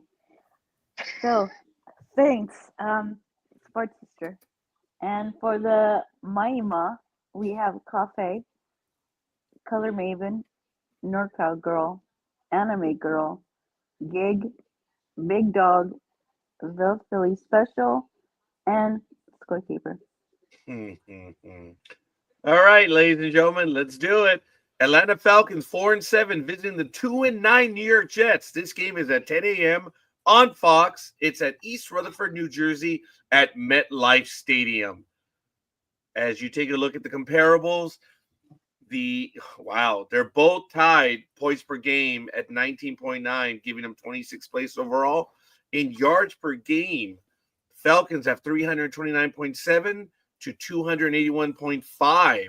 In time of possession, the Falcons are 29 and 18 minutes as opposed to 28 and 52 minutes for the Jets. In total sacks, wow, the Falcons are third overall with 39, and the Jets are 28th with 19. In interceptions, wow, the Jets have none for dead last, and the Falcons have 9, putting them in 10th. Turnover differential, the Falcons are +5, leaving them in 6th place, while the Jets are a mighty charitable team, the most charitable in the league, tied for 32nd at -13. Last time these two teams played, Atlanta 13-8 over the Jets. When you look at the last 5 games for the Falcons, they are 1-4. Wow, they beat the Saints. Really? Oh, yeah. And they were losers of 4 in a row at least in the last 5. The Jets had a bye in week 9, so they're 2-2, losers of 2 in a row. The betting line for this one is the Falcons are 2.5. We'll skip the weather report for now. Do we have an win probability? Yeah, little birdies are going to take it 56.8%. So you see their cup runneth over. No. 56.8%? Yeah, their cup runneth over. Oh my goodness. Okay, fair enough. Do we have an injury report, please? Yeah, this is going to be a long list of who ain't playing for either side by the looks of things. For the Falcons, we have Trice, injured reserve, Anderson, physically unable, Phillips, Whitley, Norton, Jones, McGarry, all injured reserve. Woods is out. Roberts, injured reserve. London is out. Bowman, Penix, injured reserve. Hayes is out. Harrison, injured reserve. Lindstrom is questionable. Malone, injured reserve. And for the Jets, Zerline is questionable. Charles is physically unable. Reynolds is injured reserve. Mosley is questionable. Here we go. Surratt, Allen, Boyd, Cowart, Hartwig, Vera, Tucker, all injured reserve. Robinson is out. Brownlee is questionable. Then we have Jones, Wilson, and Cisco, all injured reserve. Phillips is questionable. And Wigland is out. As I said, don't know who's playing in that game either because there ain't many left there to play. Wow. All right. Well, it's who cares? I'm no fan of the Jets. Kind of like the Falcons a little bit better. So scorekeeper is going to go with the Falcons, and he says it's going to be 19-10. And our first pick for this game, well, actually, Lukey's went with the Falcons, and now Philly is going to go with the Dirty Birds. So, Anime Girl, what's it going to be? I'll go with the Falcons, but I think it's only going to be something like 14-7, if that. No, 14-3. Cancel that. 14-3. Hereby canceled. Gridiron Girl. So if the Jets are going to win a game, this is going to be the one that they're going to win. So I'm going to go with the Jets on this one. Damn it! You took my pick. That's exactly what I was thinking. I'm picking the Jets. Knowing that they're 2-9, so says Gig. If they're going to win a game, this will be the one. Okay. That's exactly what I was thinking. Big Dog, what are you going to do? I'm taking the Jets. Yeah, I'm taking the Jets. I was thinking the exact same thing. If the Jets are going to win one more, this will be the one. Son of a bitch. That's what I was saying. You took my pick.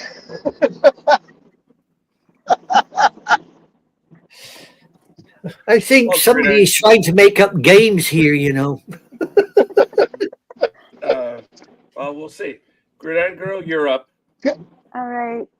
So for the Falcons, we have Cafe, Color Maven, NorCal Girl, Lukey's, Scorekeeper, 1910, The Philly Special, and Anime Girl, 14-3. And for the Jets, we have Sports Sister, Gig, and Big Dog. All right, Anime Girl, you're up. I got the cards in the box, right? Yep. Yep. Here we go. We have got the wonderful, the delightful 3-8 Cardinals up against the equally wonderful 6-5 Buccaneers at Raymond James Stadium. The scores on the doors, like anybody cares for these two. We have points per game. The Cards are at 18th, while the Bucks are 14th. In yards per game, the Cardinals are 15th, while the Bucks are 20th. Time of possession, Cardinals are 5th, while the Bucks are 9th. In defensive sacks, the Cardinals are 23rd, while the Bucks are actually 13th. They've decided to pull their socks up a bit. In interceptions, the Cardinals are 10th, while the Bucks are 6th. And in turnover differential, Cardinals are 9th, while the Bucks are 5th. In the last matchup, it was a thrilling game of a loss of 3 points for the Cardinals as the Bucks took it 19-16. The Cardinals in the last 5 games had a bye in week 8, so they're losing to 3 in a row, and they're 1-3 in their last 4. The Buccaneers had a bye in week 9, where they won the week before, and they're now losers of 3 in a row. The betting line is the Buccaneers minus 3.5. Do we have a win probability? Yeah, this is another team where the cup runneth over. 63.6. Impressive. Do we have an injury report? Yeah, yeah, this is going to be fun, isn't it? Oh, yeah, this is really going to be fun. For the Cardinals, are you ready? Because this could take some time. We have Jones and Connor injured reserve. Blackson is out. Gilkin Benson injured reserve. Then we have Demicado Nolan out. Russell Thomas injured reserve. Harrison questionable. Blount Sane Connor injured reserve. Hernandez is out. Knight questionable. Riemann injured reserve. Melton questionable. Collier Jones injured reserve. Beecham questionable. Volkek, Wilson, Faheco, Murray injured reserve. Taylor Demison is out. Jones is out. I don't know who the hell's playing there because I think nearly everybody, offense and defense, look like they're injured reserve or out. For the Bucks, we have Dean questionable, Morrison is out, Walker injured reserve, Mayfield is questionable. Here we go. Roberts, McMillan, Cleef injured reserve, Reddick questionable. Wisdom, Cansey, Mulch, Evans injured reserve, Irving is questionable, Jones is out, Bredson is questionable, McClellan is out, Nilsson questionable. So, pays your money, takes your chances with this lot, ladies and gents. Okay, I need the picks in the chat room. Give me 10 seconds, please. Sorry, guys. I'll be right back. Roger D. Oh, dear.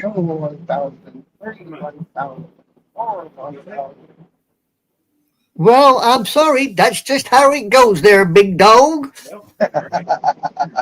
Mercy sakes alive. What do you want this time of the season? A fit team? You ain't getting one. I'm so sorry, guys. Oh, what Everything okay? I apologize. Okay, here we go. So, Anime Girl, what's it going to be? I'm going to risk it for a biscuit and take the Buccaneers. Oh, you got problems. All right, Anime Girl. You got problems, Gridiron Esco Girl. Yeah, I'll also be taking the Buccaneers. Big Dog. Same thing. I'm taking the Buccaneers. Looks like Tampon Bay is Philly. So scorekeeper has no love for the Cardinals as well. So that's easy enough. Alrighty then. So Gridiron Girl, go. All right. So for the Redbirds, we have nobody.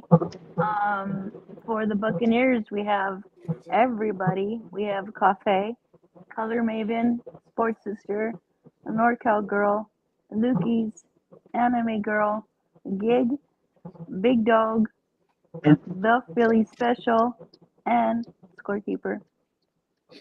Yay, scorekeeper. The end. Yeah.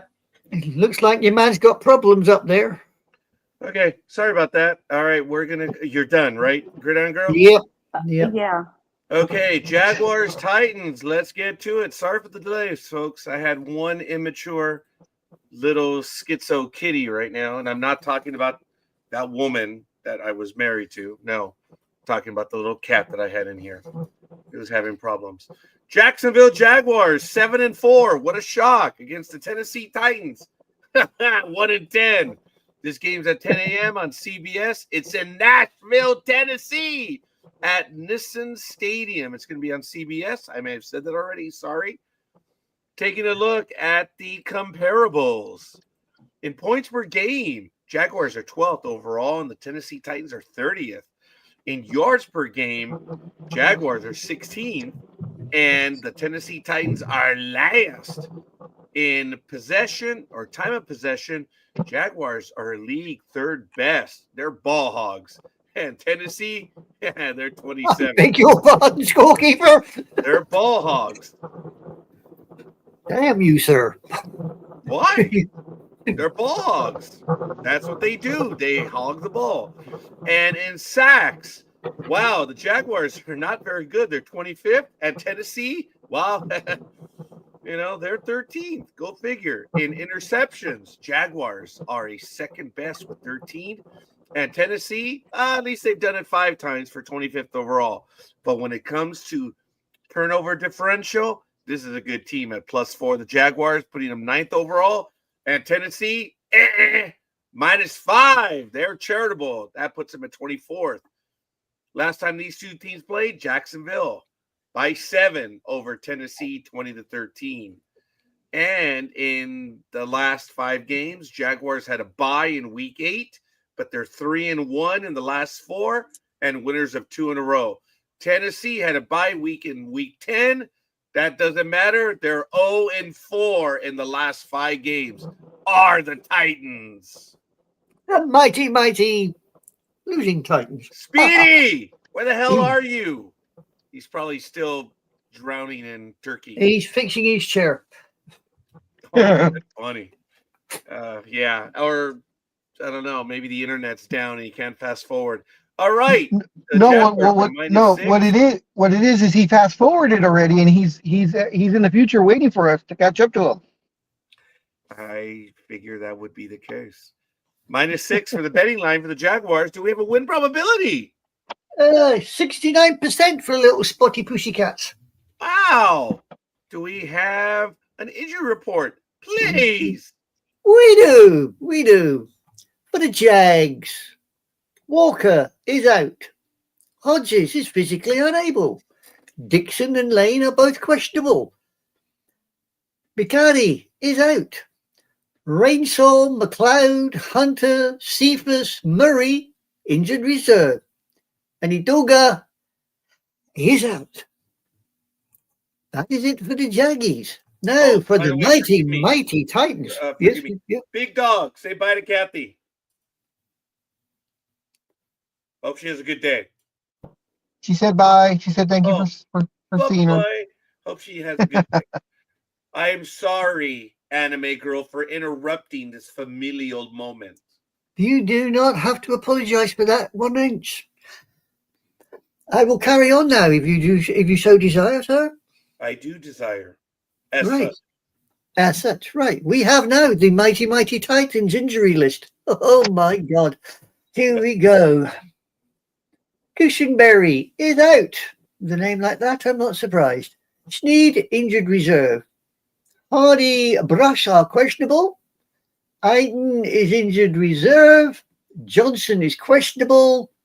Now, Levi, the quarterback, injured reserve along with Hunt. Small is questionable. Ridley, injured reserve. Prince, questionable. Origi, injured reserve. Moore, questionable. Ahmad Davis is out. Tuttle is out. Oliver, injured reserve. Watson is out. Odiako, injured reserve. Woods, questionable. Gay, injured reserve. Okakuru and Ayamura. Oh my Jesus Christ. They are both questionable. Brooks is out. So when it comes to the Titans, I think they're calling up the boys brigade because there ain't nobody playing for them. Wow. All right. Fair enough. So it looks like Billy is going for the Jags. So, anime girl, what's it going to be? What's it going to be? I'm going to have to go with the Spotty Putty Cats. Gridiron girl, please. I'll take the spotty pussycats too. Big Dog. I got to go with my dark horse team. The Titans? Yeah, very funny. Oh, Big Dog's going for the Titans? I'm sorry. Yeah. Okay. Yeah, no, I'm going for the Jaguars. I don't think so. Yeah, sadly, Scorekeeper's going to go for the Jaguars. You have And to Lukey's specify. did previously, as well as Philly. Gridiron girl, did you say something? I'm sorry. No. Oh, okay. Well, if I interrupted you, I'm sorry, but I'm moving on. Oh no. You're up. Oh, okay.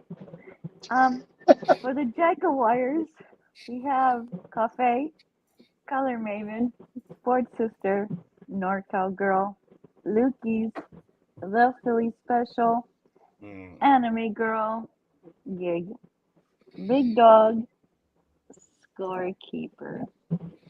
And for the Titans, we have nobody. That is That all. was so seductive that she said your name there, Scorekeeper.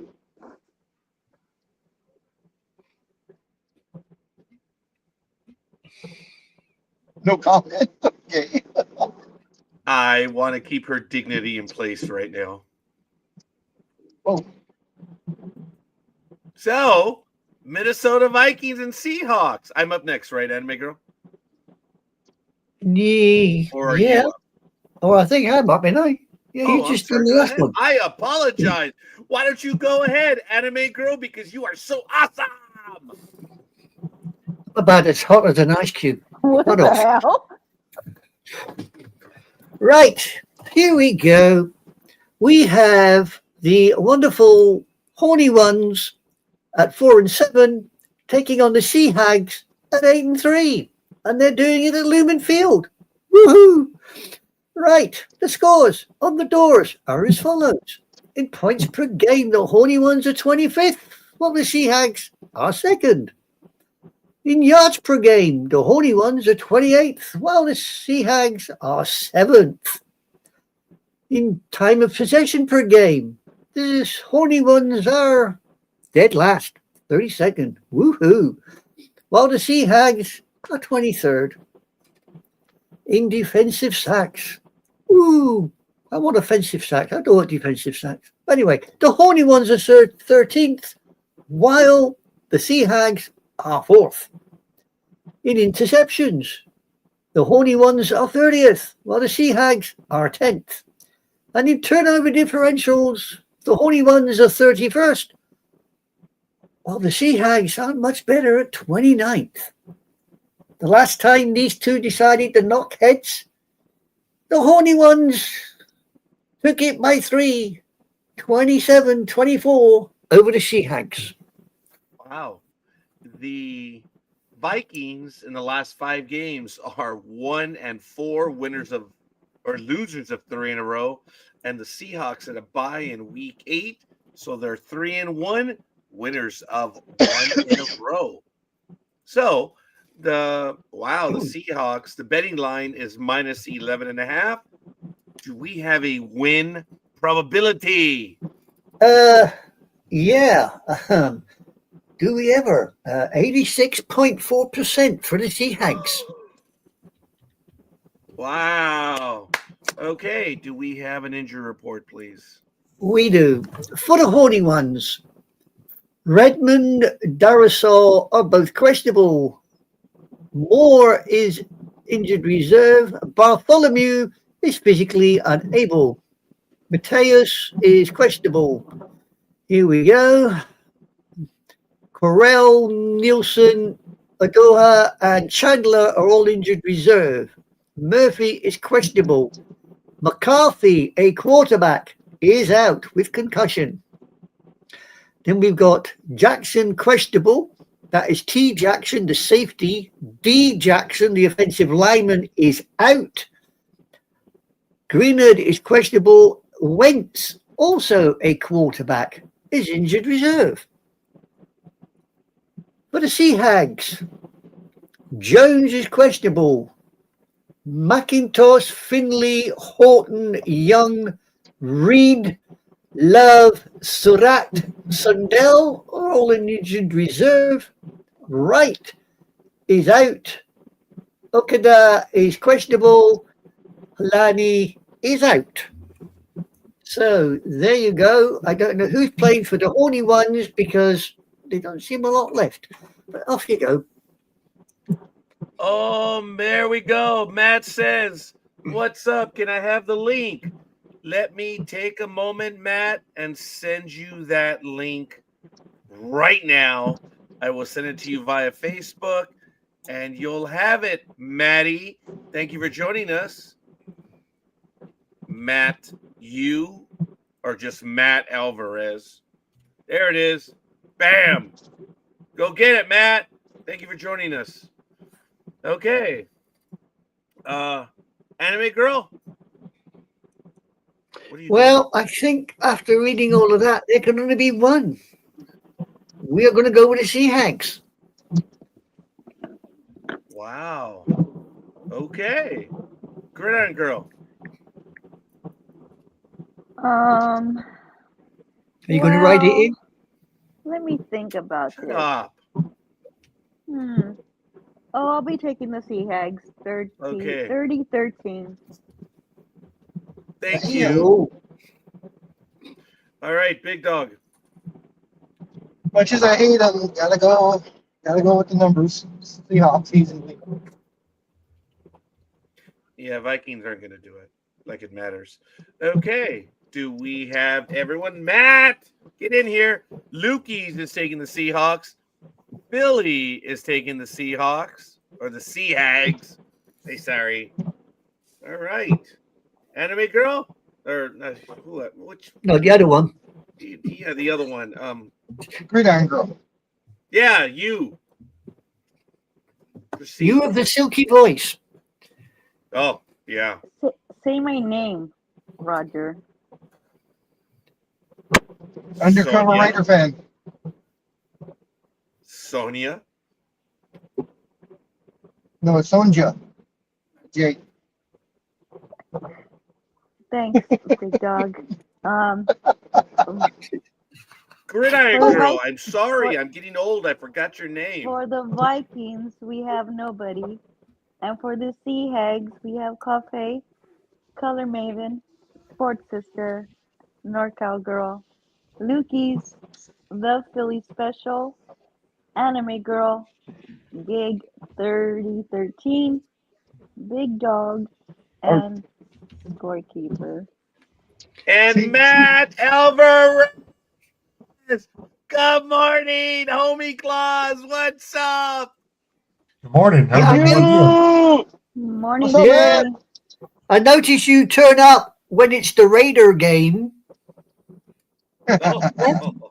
Yeah, this is what you do now. You turn up for the Raider game. What, you going to leave after we done the Raider game? No, I just happened to show up, so I'm here now. Yeah. You be sitting there waiting for the Raider game so you can join in. I got you sussed out there, sir. Thank you for pressing play, Matt. Speaking of such, who are you going for, Vikings or Seahawks? I think I'll have to go with the Seahawks. You sure you don't want to go with the Vikings? The hell are you? Oh, you go by Speedy, right? Yeah, whatever. Okay. So that's Speedy on that one. Okay. Ladies and gentlemen, we're going to go to the next game, which is the Raiders and the Chargers. Matt, are you ready to go for that game? No, huh? No. Didn't think Wow. so. All right. Raiders 2-9 visiting the Los Angeles Chargers 7-4. This game is at 1:25 p.m. It's on CBS. It's at Inglewood, California, in the something like a dome at SoFi Stadium. When you look at the comparables in points per game, the Raiders are an atrocious 31st. The Chargers are 20th. In yards per game, the Raiders are 30th. Chargers are 12th. Time of possession, the Raiders are 21st. Wow. And the Chargers are a league best at 32 minutes, 32 seconds. In sacks, the Raiders actually have 20, which lists them at 27th. And the Rams are at 11th. In interceptions, the Raiders have 7, making them 18th. And the Rams are in 6th. In total turnover differential. Chargers, hello. Chargers, thank you. Man, that was fast. And the Raiders moly. are -3 in total turnover differential. And that team with the Bolt is -1, putting them at 16. The Chargers. Last time these two played, the Chargers 20-9 over the Raiders. In the last 5 games, the Raiders had a week 8 bye, losers of 4 in a row. The Chargers had a week bye last week. They lost the week before and they'd won 3. So they're 3-1 in their last 5. Looking at the numbers, the Chargers betting line are -9.5. Do we have a win probability? Yeah, the electric company has got 80% dead. Yep. All right. And Matt, the mouse is in the house. Good morning, Speedy. Good morning, Tony. Okay. So let's look at the injury report, please. The injury report. Oh, there's fun for me, isn't there? For the Raiders, Mayer is out. Foreman, White, Butler are all questionable.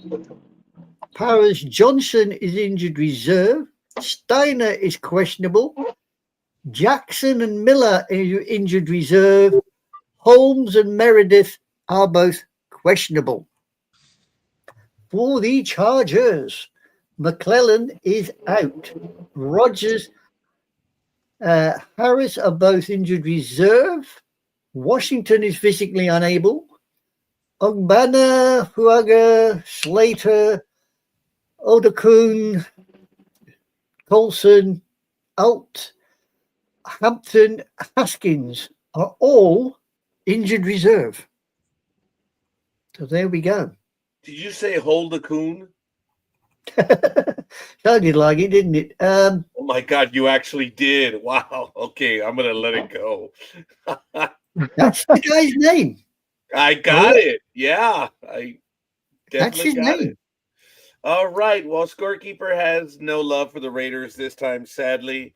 Scorekeeper is going to go with the Chargers, and Lukey's is going with the Chargers. So, Anime Girl, what's it going to be? Yeah, you got it there. I'm Right, going with girl? the company. Chargers 30-17. 30-17. Wow, that's charitable. Big Dog? I'm going to go with the Chargers, but as we all know, since they are playing in Inglewood, more than half the stadium is going to be silver and black. But they're going to watch them lose. Yeah. Philly says they're going to win 33-20. There's another charitable score. You really think they're going to score that many points? Wow. That's impressive. Speedy! Do we need to ask? No, you don't, because I'm going with the Charger. Say what? That's it. That's it. The Raiders are going to win that game. Speedy, take the Chargers. Oh, man. Can you imagine if that happens? Yeah. Mother's going to be so angry. We'll go with All right, like that's you, Anime Girl. I'm sorry, Gridiron Girl. Whoever the hell you are. Excuse me. Oh, Oh, you are going to go spit slap so Again. hard in a minute because she's going to have a He's go at already you. bitch slapped me recently. I expect another. Go ahead, Gridiron Girl. all right. So for the Raiders, we have nobody, including myself. Sounds about right. And for the Chargers, we have Cafe, Color Maven, Sports Sister, NorCal Girl, Lukey's, Scorekeeper, Anime Girl, Gig 3017, Big Dog, The Philly Special 3320, and Speedy. That is all. Wow. Thank you. Okay. So, Speedy, are you ready to handle any one of these games? no. Nope. I'm not. Sorry. I'm already set up for the All right. Harry You're Cows up. versus the Steel Curtain. Bills, Steelers, go. Go, right. We have got the Harry Cows at 7-4, taking the Steel Curtain at 6-5, and they're playing at Acrisure Stadium. Woo-hoo-hoo. Scores on the doors are as follows. Harry Cows are 5th, while the Steel Curtain is 10th. In yards per game, Harry Cows are 3rd, while the Steel Curtain is 27th. In possession, time of possession, Harry Cows are 2nd, while the Steel Curtain is 30th. In sacks, Harry Cows are 16th. Look at that. Steel Curtain is 5th. In interceptions, the Harry Cows are 18th, while the Steel Curtain is 9th. And in turnover differentials, the Harry Cows are 17th, while the Steel Curtain is 4th. Last time these two got together, the Hairy Cows edged out the Steel Curtain 31-17. The Bills in the last 5 games are 3-2, losers of 1 in a row, and the Steelers in the last 5 games are 3-2, losers of 1 in a row. Wow, like it makes a difference. All right, so the Bills on the betting line are -3. Do we have a win probability? Yeah, it's one of these wonderful games where their cup runneth over at 61.8% For who? for the Hairy Cows. Wow, impressive. Do we have an injury report? We Please. Before she does that, just real quick, there was an injury update on Aaron Rodgers and his broken hand. Of course, no surgery is going to be needed. And according to coach, he is good to go. So he will be the starting quarterback, as far as I heard as of day before yesterday. Yay, tinfoil. Yeah. Whoop, whoop, whoop. Long may he remain injured because he's going to get smacked today. Well, mentally and now physically he's injured. So No comment. Injury report for the Hairy Cows. Hoist is injured reserve. A. Rogers for the Buffalo Bills is questionable. Jackson injured reserve. Brown is out. Samuel injured reserve. Bernard is out. Kincaid is questionable. Bass Rapp injured reserve. Palmer questionable. Grable, Carter, Oliver, Owens injured reserve. Johnson is questionable. Strong, Hamlin injured reserve. Dawkins is out. Hardman is injured reserve. So there we go. For the Pittsburgh Steelers, Parham is injured reserve. Jones is out. Price, Lowry are injured reserve. Harmon is out. Kent injured reserve. Thompson, the other quarterback, is injured reserve, along with Sharping, Elliott, Milk, Kilbrew, and Ukali. So there we go. wow. Okay. So I don't know who's backing up the tinfoil man, but it ain't going to be that particular individual. So who are you gonna go for? Bills or Steelers, anime girl? Oh, you need to ask. I'm going for the Hairy Cows. Woo-hoo! Anime girl. Okay, Gridiron girl, you are muted. Doesn't happen often enough. Yeah, I heard it. Who? I said I heard that. Yeah. So You were yeah, muted, not silenced. yeah, okay. Buffalo 27-20. Gridiron girl 27-20. It looks like Tony, Philly special, says the Hairy Cows 26-24. Lukey's is going with the Bills. So, Big Dog Are they playing in Pittsburgh? at Pittsburgh. King's gonna love this one. I'm gonna take Steelers. Get upset. All right. Speedy. Speedy. Unmute yourself, Speedy. You're acting like Gridiron girl. When he starts to dress like her, we will have a problem. Speedy! Okay, he seems to be muted for a reason. Maybe he's heating up his cup of noodles. I don't know. Okay, so scorekeeper is going to go with the Bills just because. Because. Just because. I know you're not supposed to begin anything with because, but whatever. But hey, He's not playing. come Move on. on. Well, he's going to have to give us all of his other picks. So He can anyway, Yeah. hopefully he joins us in a moment. Gridiron girl, would you please regale us with the picks for the Bills Steelers? Sure. Thank you. For the Buffalo Bills, we have Cafe, Sports Sister, NorCal Girl, Lukey's, Anime Girl, Gig 2720, The Philly Special 2624, scorekeeper. And for the Stellars, we have Color Maven and Big Dog.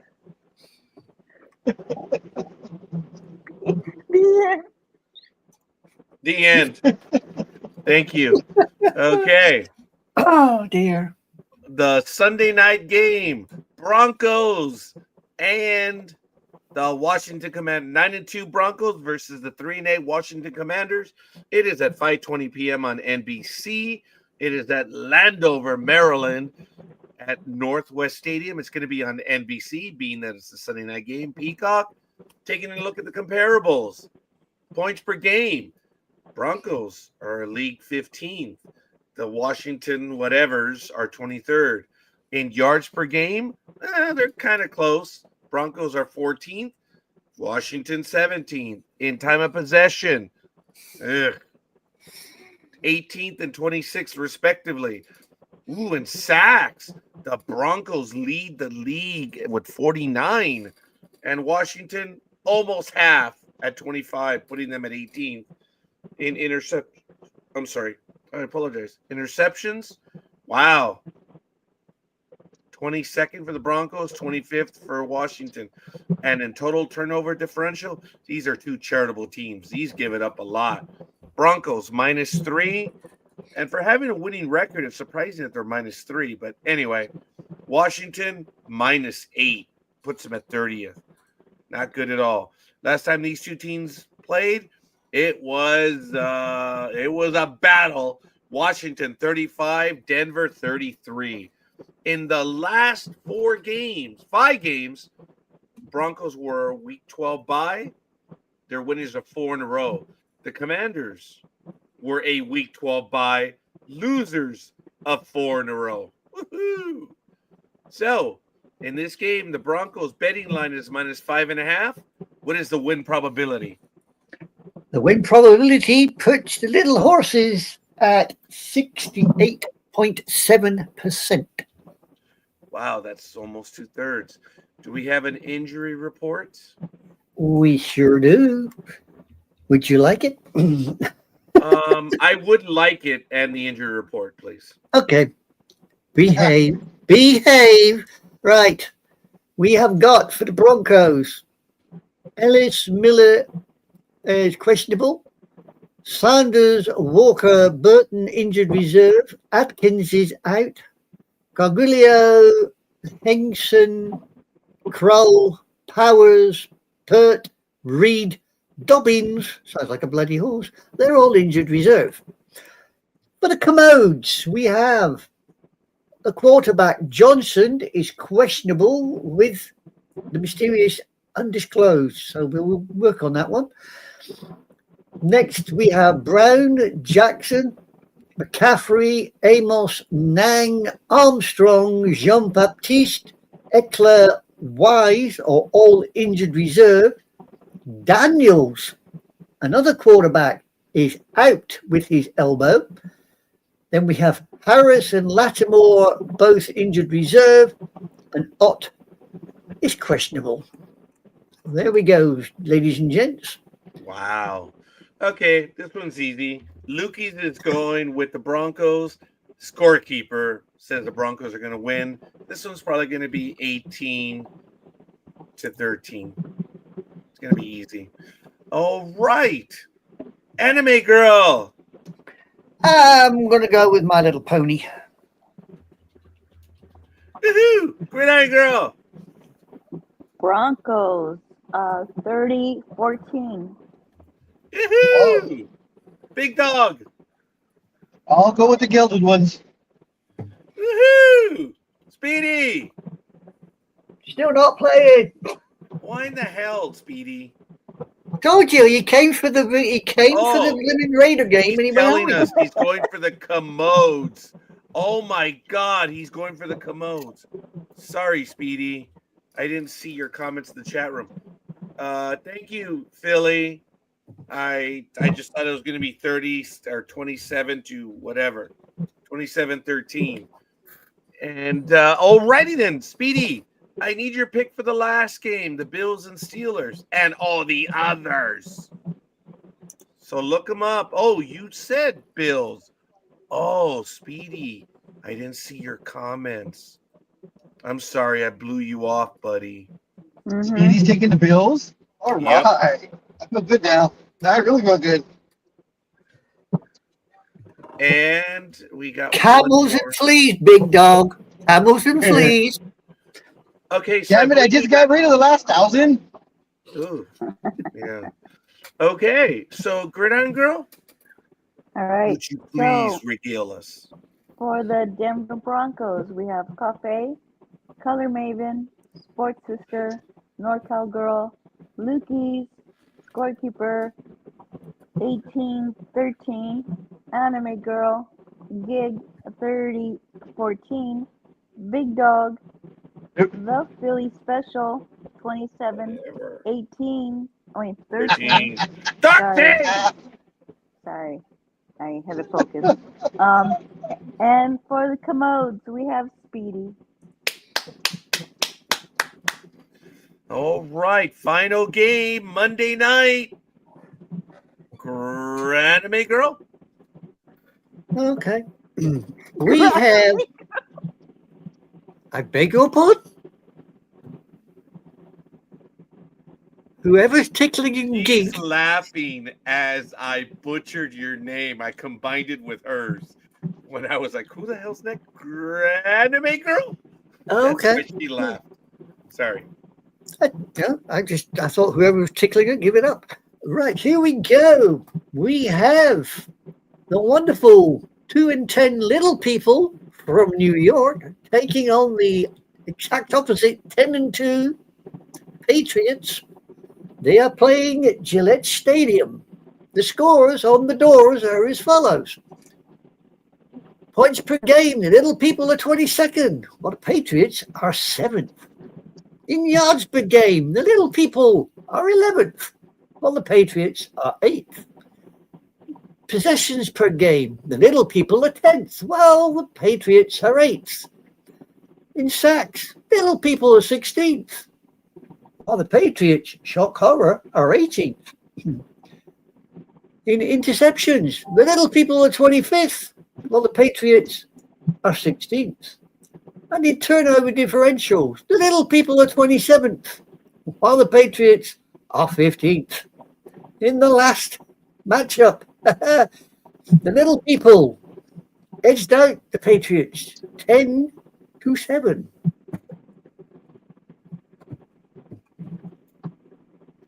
In the last 5 games, the little people are 0-5, man. Jeez. They just 0-5. And the Cheatriots are 5-0 in the last 5 games. Yeah, 9 in a row, I think, all up, haven't they? Really? That many in a row? Wow. I think they're 9 in a row, the Patriots. That's impressive. Yeah. Okay. Fair enough. So the betting line is -7 for the Cheatriots. Do we have a win probability? Yeah, those little traders are going to take it 74.3%.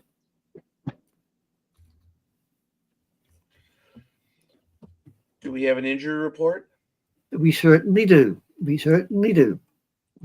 For the little people, Lawrence is questionable. Neal and McFadden are injured reserve.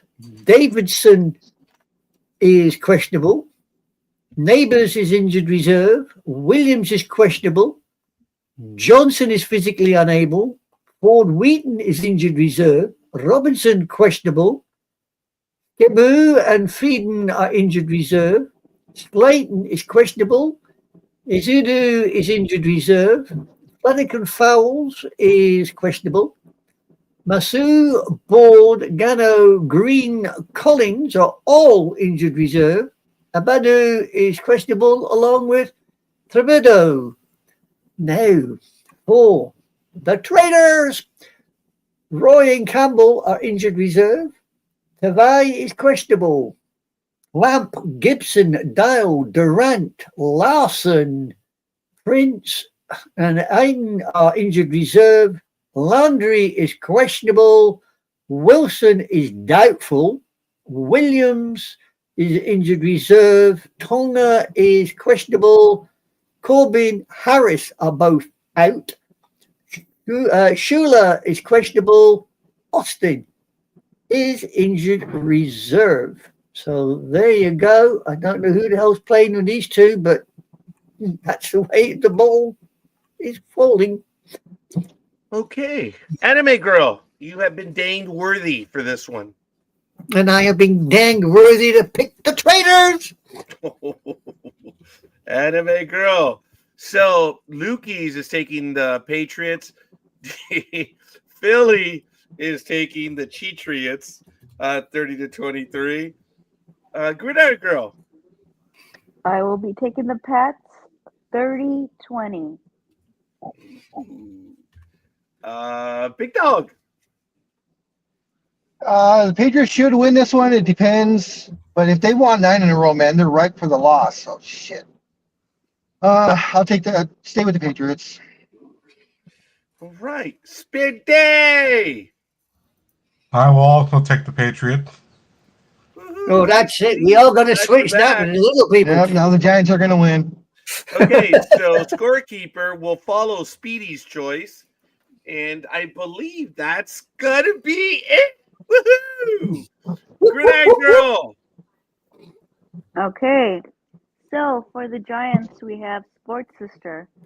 And for the Patriots, we have Cafe, Color Maven, NorCal Girl, Lukey's, Anime Girl, The Philly Special 30-23, Gig 30-20, Big Dog, Speedy, Scorekeeper. Bam! Ooh, there it is. Okay, so Speedy, what I'm going to do is I'm going to ask you to look at the screen, and I'm going to ask you to give up. I'm asking you and asking you and asking you. Would you please give me your picks for all the ones that you did not choose, starting with Sunday's games? And you could type them in the chat while we continue the program, please. So there you go. Rams, Panthers, 49ers, Browns, Texans, Colts. I need those 3 first. All right. So let's go ahead and continue. Big Dog, what's your ETA? Back to home base. I'm going right into the complex right now, so I should be back on, seated in my chair in about less than 5 minutes. Woohoo! All right. So Tanya will be joining us in a few moments. Ooh. So I'm really looking forward to that. We're probably going to take a tiny little break while she shows us her wares.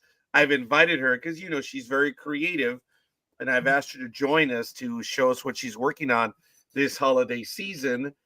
And she just messaged me that she will be in shortly. I believe she's taking her dog out for a walk. So does that mean when she comes on, you're going to go hide again? No. Why would I go hide again? Well, you know, things being as things are. I don't. And we're going to ask Tanya how often she has been asked for her autograph. That would be kind of cool just to see. So, ooh, thank you, Speedy. I'm seeing several of the picks already.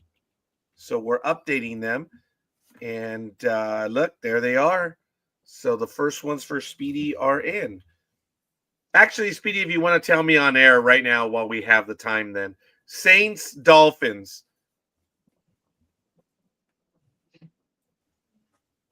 I'll go with the Saints. Okay, thank you. And then I should ask Gridiron Crew to do it again, but that's okay. Falcons, Jets. I think I will. Jets. I'll go with the Jets again. You dumb man. All right, kind of figured that one. All right, Cardinals, Buccaneers. Dude, are you really going to go with the Cardinals? No. No. Yeah, you're going to go with the Buccaneers, aren't you? Yeah. Did you? Yeah. Okay, sorry. Jaguars, Titans. You're going with the Titans, aren't you? No, he's going to go with the Jags. Yeah, I think I better go with the Jags. I I don't always want to thought switch you team like remembered the everybody else did on Thursday, right? Yeah. Yeah, that did happen. Vikings, Seahawks. Uh, Oh, we already got you from there on out, buddy. oh yeah, we're good. Okay. I'm going to go ahead and update everything. Like I said, Tanya should be joining us shortly. Big Dog will be returning. Yep. Gridiron Girl, what did you do for your Thanksgiving, if you would like to share with us? She don't. She I guess remains she doesn't want to muted. share. I guess she doesn't want to share. She don't wanna Speedy, share. what did you do for Thanksgiving? I went Oh. to Pittsburgh. Well, first I went to Antioch to meet up with my good friend with the pictures on Facebook. And then since my best friend Anthony, the big tall guy that you've met before, since they live like 10 minutes from each other, I just drove straight there. And then I had to come back because I'd be at work yesterday. So I came back Thanksgiving night. How was it, buddy? How was Black Friday?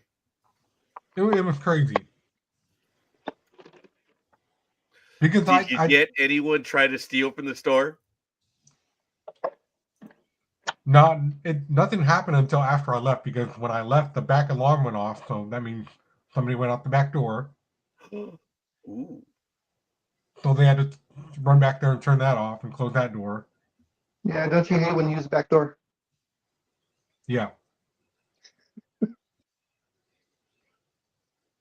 But when I got there yesterday, I couldn't remember because, the stupid brain tumor stuff. I'm like, why are people coming out of the store? We're not even open yet. And it wasn't until later one of my coworkers were like, remember we open at 7 a.m. because of Black Friday. I was like, yeah, okay. So, and I checked my schedule. I'll be at work all next week and probably through New Year's. So they might throw a couple of Saturdays in there too, they said, so we'll see. Well, they got you busy, buddy. Oh yeah. All right, well, folks, I want to ask you to review the posts on Sports Talk with the Guys. The games have been updated, so if you guys do me a solid, you can go ahead and do so. If Gridiron Girl has returned, what did you do for your holiday, your Thanksgiving meal? I cooked. I cook. I just did. For my mom. Those were the best times of my life, my childhood, with my mom's cooking, and they're no longer there. Most of my family members that matter to me, anyways. Thank you for the invite. Well, I did not know. I'm just kidding. You said for those that matter in my life. When I said thanks for the invite. Oh, okay.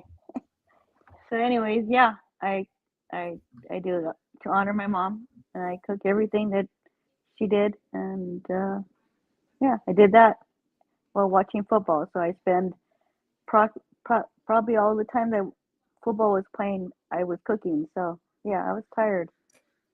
I bet you were. I went with Norms this year, and we ordered the meal, and unfortunately, it took them an hour to deliver it to us.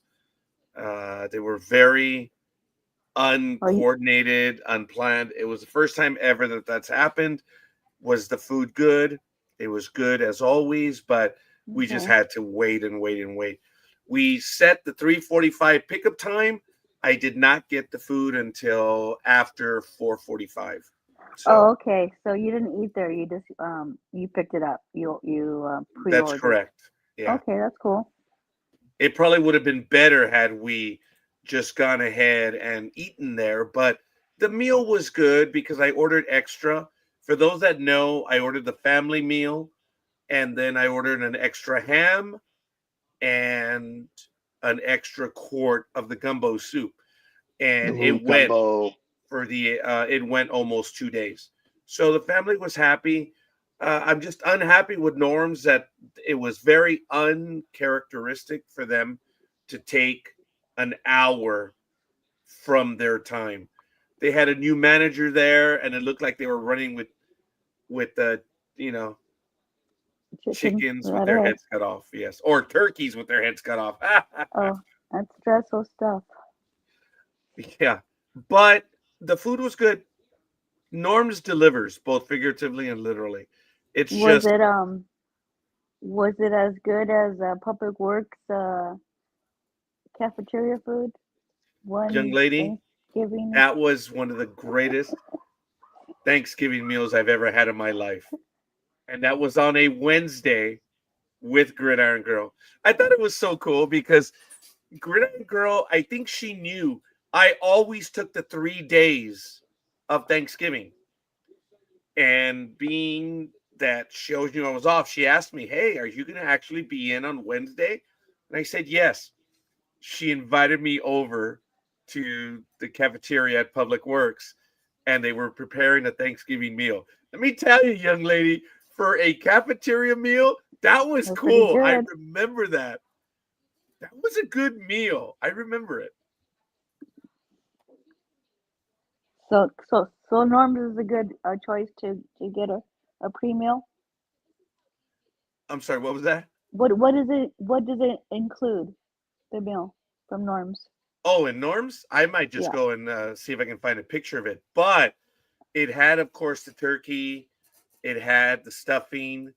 It had the soup. It had a salad, which was really fresh. Choice of whatever. What else did it have? Mashed potatoes and gravy. It's a 4-course meal. Okay. So it's And you get a pie too, right? and the pie. Oh, Nice. that was fresh. Oh, I just had the last bit of pie late last night. Gmo said, "Did you want to split the pie with me?" I said, "Yes." Now? Yes. As in right now? Yes. I will finish it with you. It was good, folks. And they were not as full as I thought that they were going to be. They could have accommodated anyone. And I was genuinely surprised with that. Look, my only thing is we had to wait there an hour. And I know it was a larger meal, but it was still good. But anyway, Speedy says, I'm gonna ask friends tomorrow if they have any turkey left over. Big Dog, is there any Yes, turkey sir. left over? Yes, there is. Funny thing is, even though Melissa hosted it, my middle daughter, she's not a fan of turkey. So she gets very little turkey, but she loves the ham because we cooked the turkey. We made, like I said, the stuffing from scratch, mashed potatoes from scratch. Janelle made the mashed potatoes and the mac and cheese, super creamy. Melissa also made homemade cranberry sauce, made a green bean casserole. Mhm. So, yeah. So I took all the turkey home. Oh, that's funny. I'm How, gonna tell. Gig, how big was your turkey? 'Cause I heard you said you Actually, cooked it. I did a half of a turkey. Okay. At Trader Joe's, they have it. Oh, It okay. was so I tried something different this year, and it was Mm-hmm. brined. It was Oh, brined. okay. So How'd you like that? yeah, it came out really good. Yeah. I was having some afterthoughts because I heard that brining is not the way to go, but it was brined in like herbs, and it was really good. So yeah, I was satisfied with Yeah, that good. outcome because it could get bad if you overcook it.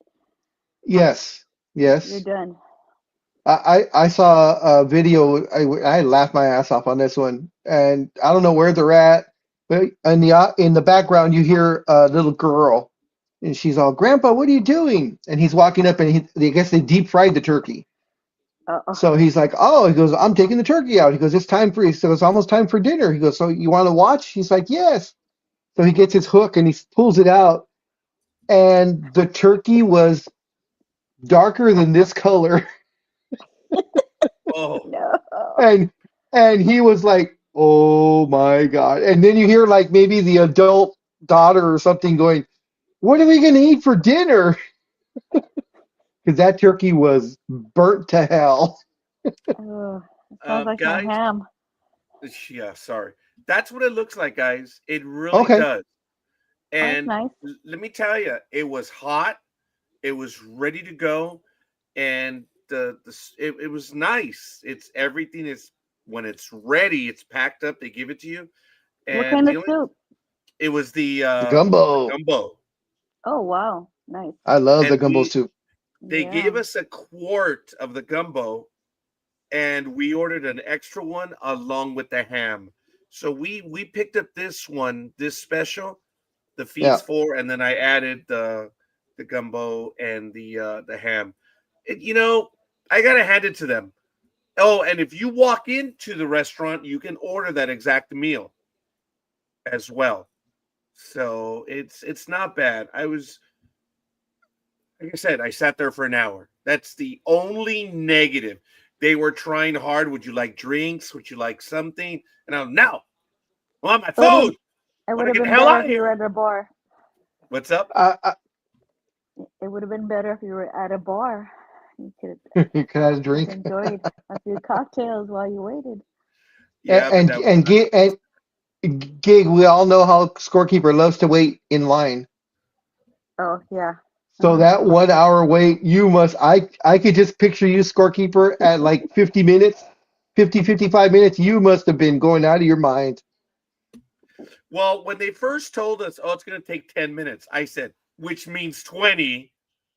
I immediately said that. You said And that, then, Raj? oh, yeah, out loud. I said, well, that means 20. And Whoa. it didn't take very much to look at the chickens with their heads cut off. And, look, like I said, they were hustling. It's just they were unorganized. They might have been shorthanded. I was biting my lip, but each time the girl came over to check, I was a little a-hole. But I apologized. I said, look, I'm sorry that I'm giving you attitude. It's not my intent. I just want the food. You guys promised 3:45. It's 4:30. And then at 4:45. And then they finally called my name. We got up, and the girl giving out the food had a big old smile on her face. Like, they're like, oh, shit, he's the guy. I went up. They gave us the food. We checked everything. I asked for a larger bag, those real big bags that they have. I asked for another one. And Gmo and I walked out. See, and since parking is a BITCH right here on Big time. Thanksgiving, if you move your car a little bit, it's gone. So I took a lift. Oh, okay. And I made the driver wait. Driver was cool. I tipped him, but I was angry that I had to tip him because You made him wait. So he agreed to wait the whole hour? he waited. Yeah. Oh, I Wow. thanked him the first time. Now, Wow. but this is how Lyft, and I can say it as a Lyft driver, this is how Okay. they rip off the drivers. The fare to and from was about $27. He waited more than 45 minutes and the fare jumped to $31. That's Wow. nothing. Wow. That's nothing, guys. Yeah. Driver's time means nothing. So no, because when they told me 10 minutes, I walked outside. Dude, they just BS'd me. So I gave them a bit of cash right there, and then went in. And then when they at the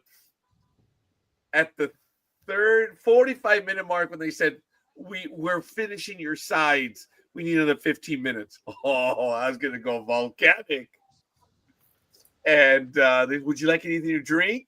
I'm like, no, just want the food. So I went back to sit down.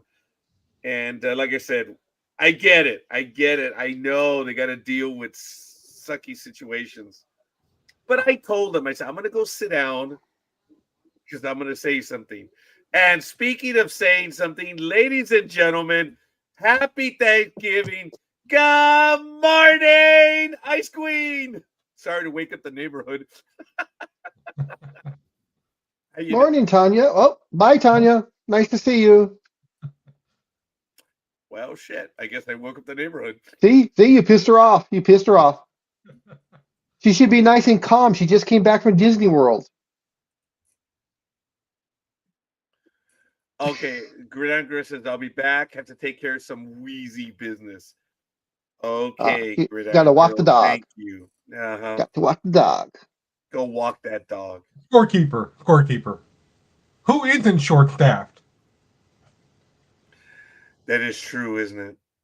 Yeah, but in our Matt, that's excessive, especially since he put it in beforehand and he was Yeah. given a pickup time, and to walk in at that pickup time and still be another hour. That's a more than excessive, actually. That food looks good though. We don't have a Norms here though. That's the only problem. We have Black Yeah, Bear, we have Denny's, and yeah. Black Bear is probably the most comparable to it, don't you? Wouldn't you agree, Scorekeeper? Yes. And look, I've got to tell you that I will go back to Norms again. Oh yeah, of course. I mean, it doesn't. I can complain. Okay, I have the wherewithal to complain, but as I said, the food was hot. It was delicious. Okay, all hands battle stations. Good morning, Tanya. I apologize. I'll lower my voice now. It's perfectly Morning, fine. Tanya. I'm sorry. Good morning, everybody. Well, Happy no, it's funny Thanksgiving because I greeted you and I was a little loud, and you looked at the monitor. It looked like you cut me off, and I was like, "Oh shit, here we go." it did look like that. It No, did it look was like that, Tanya. because I'm using my husband's phone and I couldn't hear you guys. So I'm like, wait, what the hell is going on? So I had to call my husband so that he could fix his damn phone, stupid And Android. we thank him for being a team player as always, but it didn't look like that, Tanya. It looked like I greeted you, and you're like, "Oh, screw that, I'm out." Look, they're all smiling, Tanya. They're all And that's what I told Scorekeeper. I'm like, Scorekeeper, I go, you pissed her off. I go, she should be all zen right now because she just came back from Disney World, so she's all nice and calm. I go, and you're yelling. Well, I greeted you in a loud voice. That was it. Well, you're Hispanic. You're supposed to. If you don't, then that's a problem.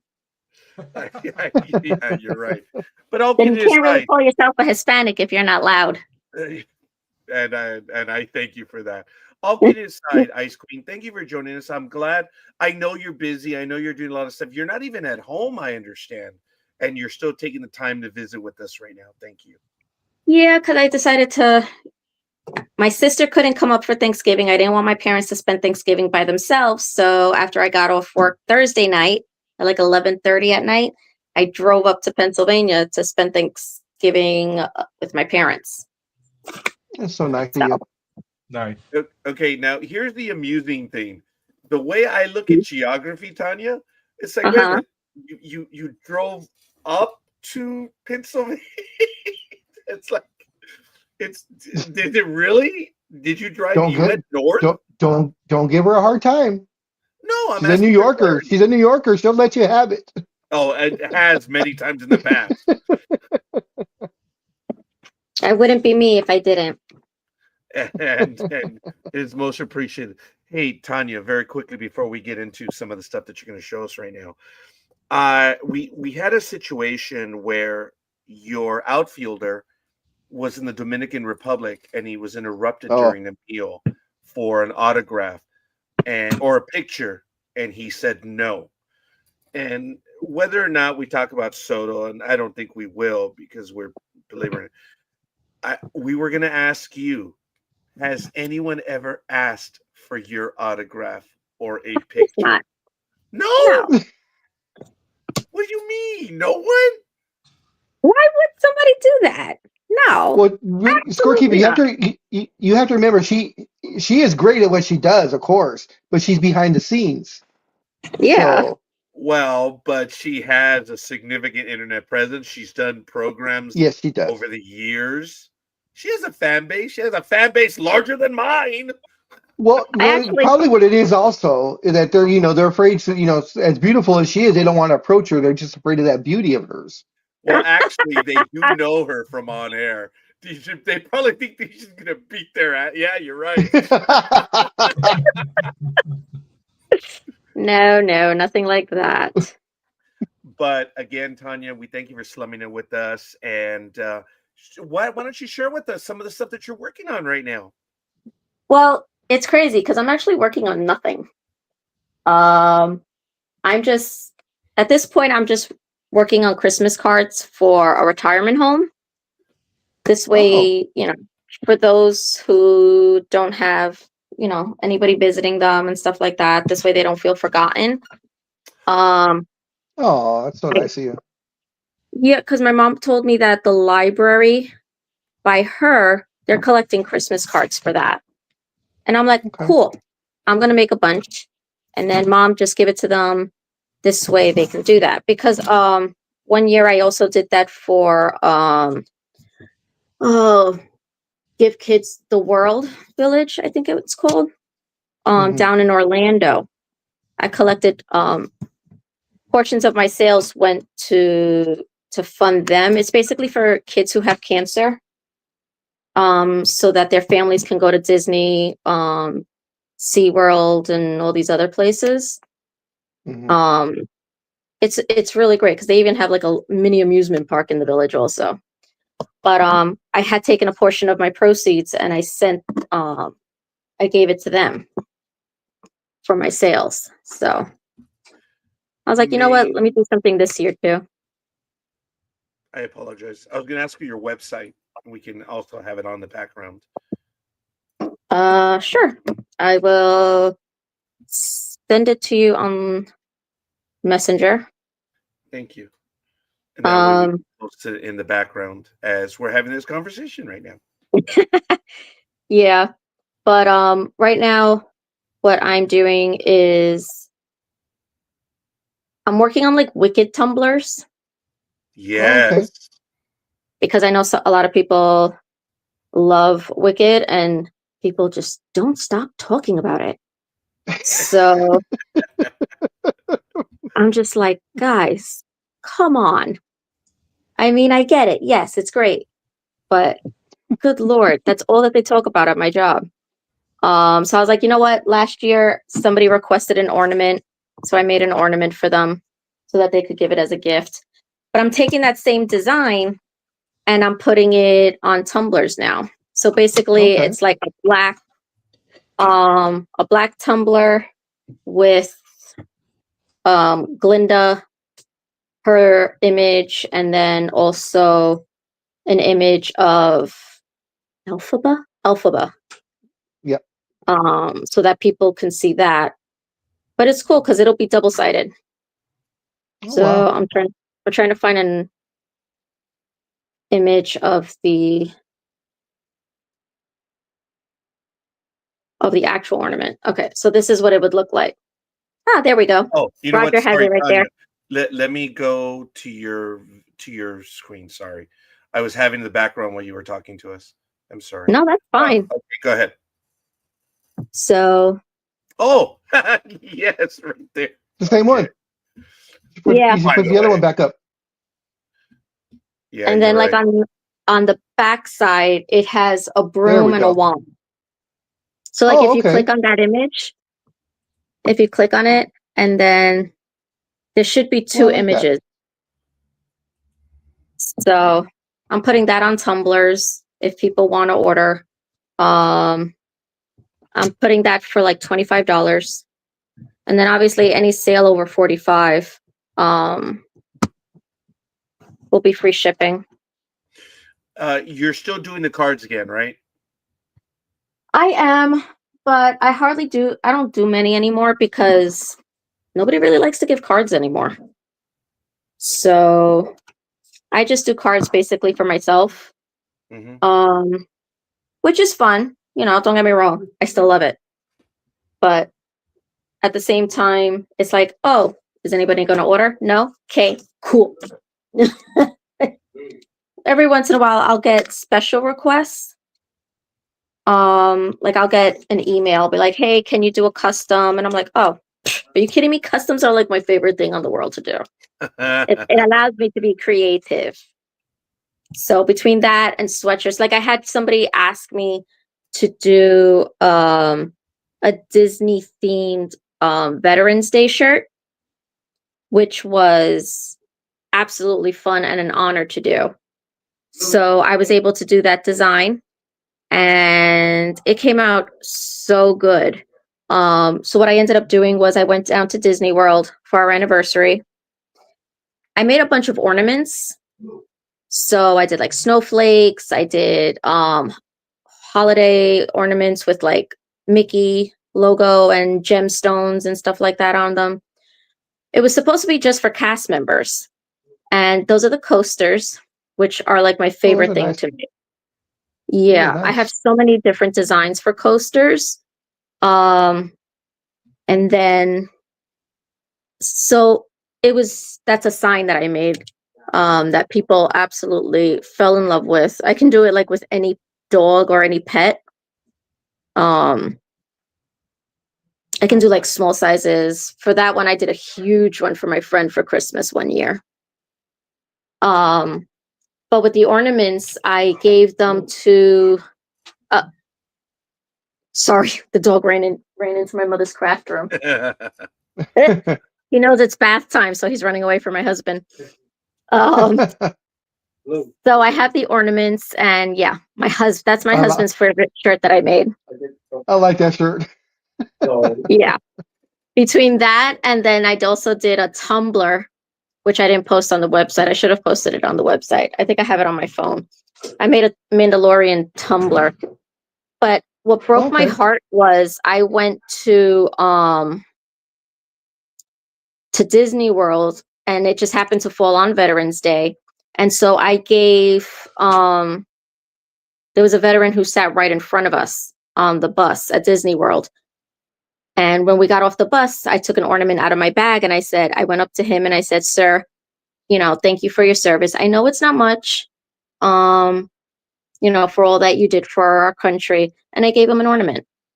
And it broke my heart because he said, "Miss, that is so sweet. You are so special. Thank you so much. You're the first person to actually acknowledge me."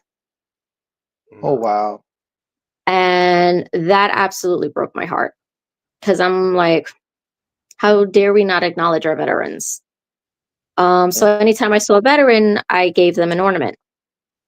And they were so appreciative. He was so funny though, because he actually took the ornament and he put it on his hat and wore it. And I absolutely loved it. This was the shirt that I made. I'm going to go large on that screen. Give me a moment, Tanya. Okay. Okay. Yeah. Wow. Oh, okay. My favorite veteran is my husband. That is so cool. Yeah, because my husband's cousin is a veteran, and so his wife was like, "Hey, can you make a shirt? Because we're going to be in the Veterans Day parade on Fifth Avenue." And I was like, "Sure." So I came up with that design for her. And then the tumbler, that was for my husband's birthday. Yeah. So this. Oh, let me go back to the screen on that one. And let me get the name out. Sorry. No, that's fine. Oh, wow. There we go. Oh, that's cool. nice. So I did that for him, and he was super happy to have that. But it was funny because he had to wait 20 days before he could actually use it, because the vinyl needs time to actually permanently glue itself to the tumbler. Oh, okay. So basically, that's the type of tumblers that I'm using for the Wicked ones. And then I'm doing, like, if people want like Christmas party favors and stuff like that, I can do that. I threw a Christmas party one year where I did snow globes for everybody. So everybody went home with a snow globe. For my husband's birthday, I did Star Wars tumblers. So it's just like a bunch of different things that I make. And sometimes I'm like, oh, you know what? I don't know what the hell I'm doing. I'm just going to make stuff and see what happens. Tanya, sorry to interrupt. Is that one of the tumblers right there? Or, I mean, the snow globes? Or no? No, right? That's just one of the cards. Okay. Yeah. Beautiful cards still. I do still do the cards. Every year I do something different with cards because I never know how people are gonna react with cards. Like I've made jewelry boxes. My niece loved the jewelry box that I made. This was a bag that I made for my brother-in-law. Oops, where'd it go? Oh, I just lost it. My poor dog. He's just, I don't know who I feel more sorry for, my husband or the dog. Also, these were like the ornaments that I made. Oh, those are cute. Nice. Yeah.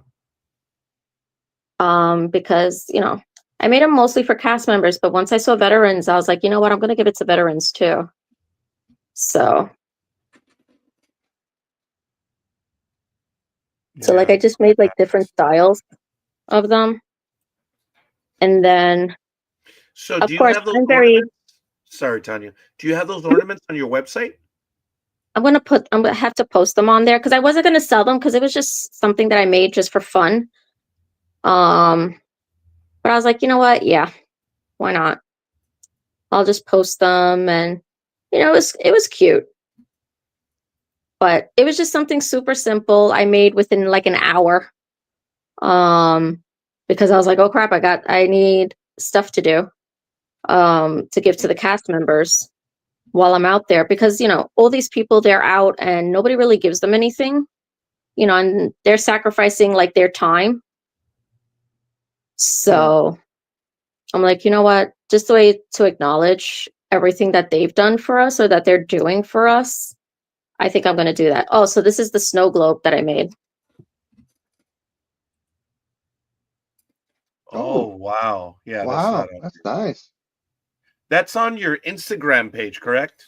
Yeah. The Belle of NYC. Yeah.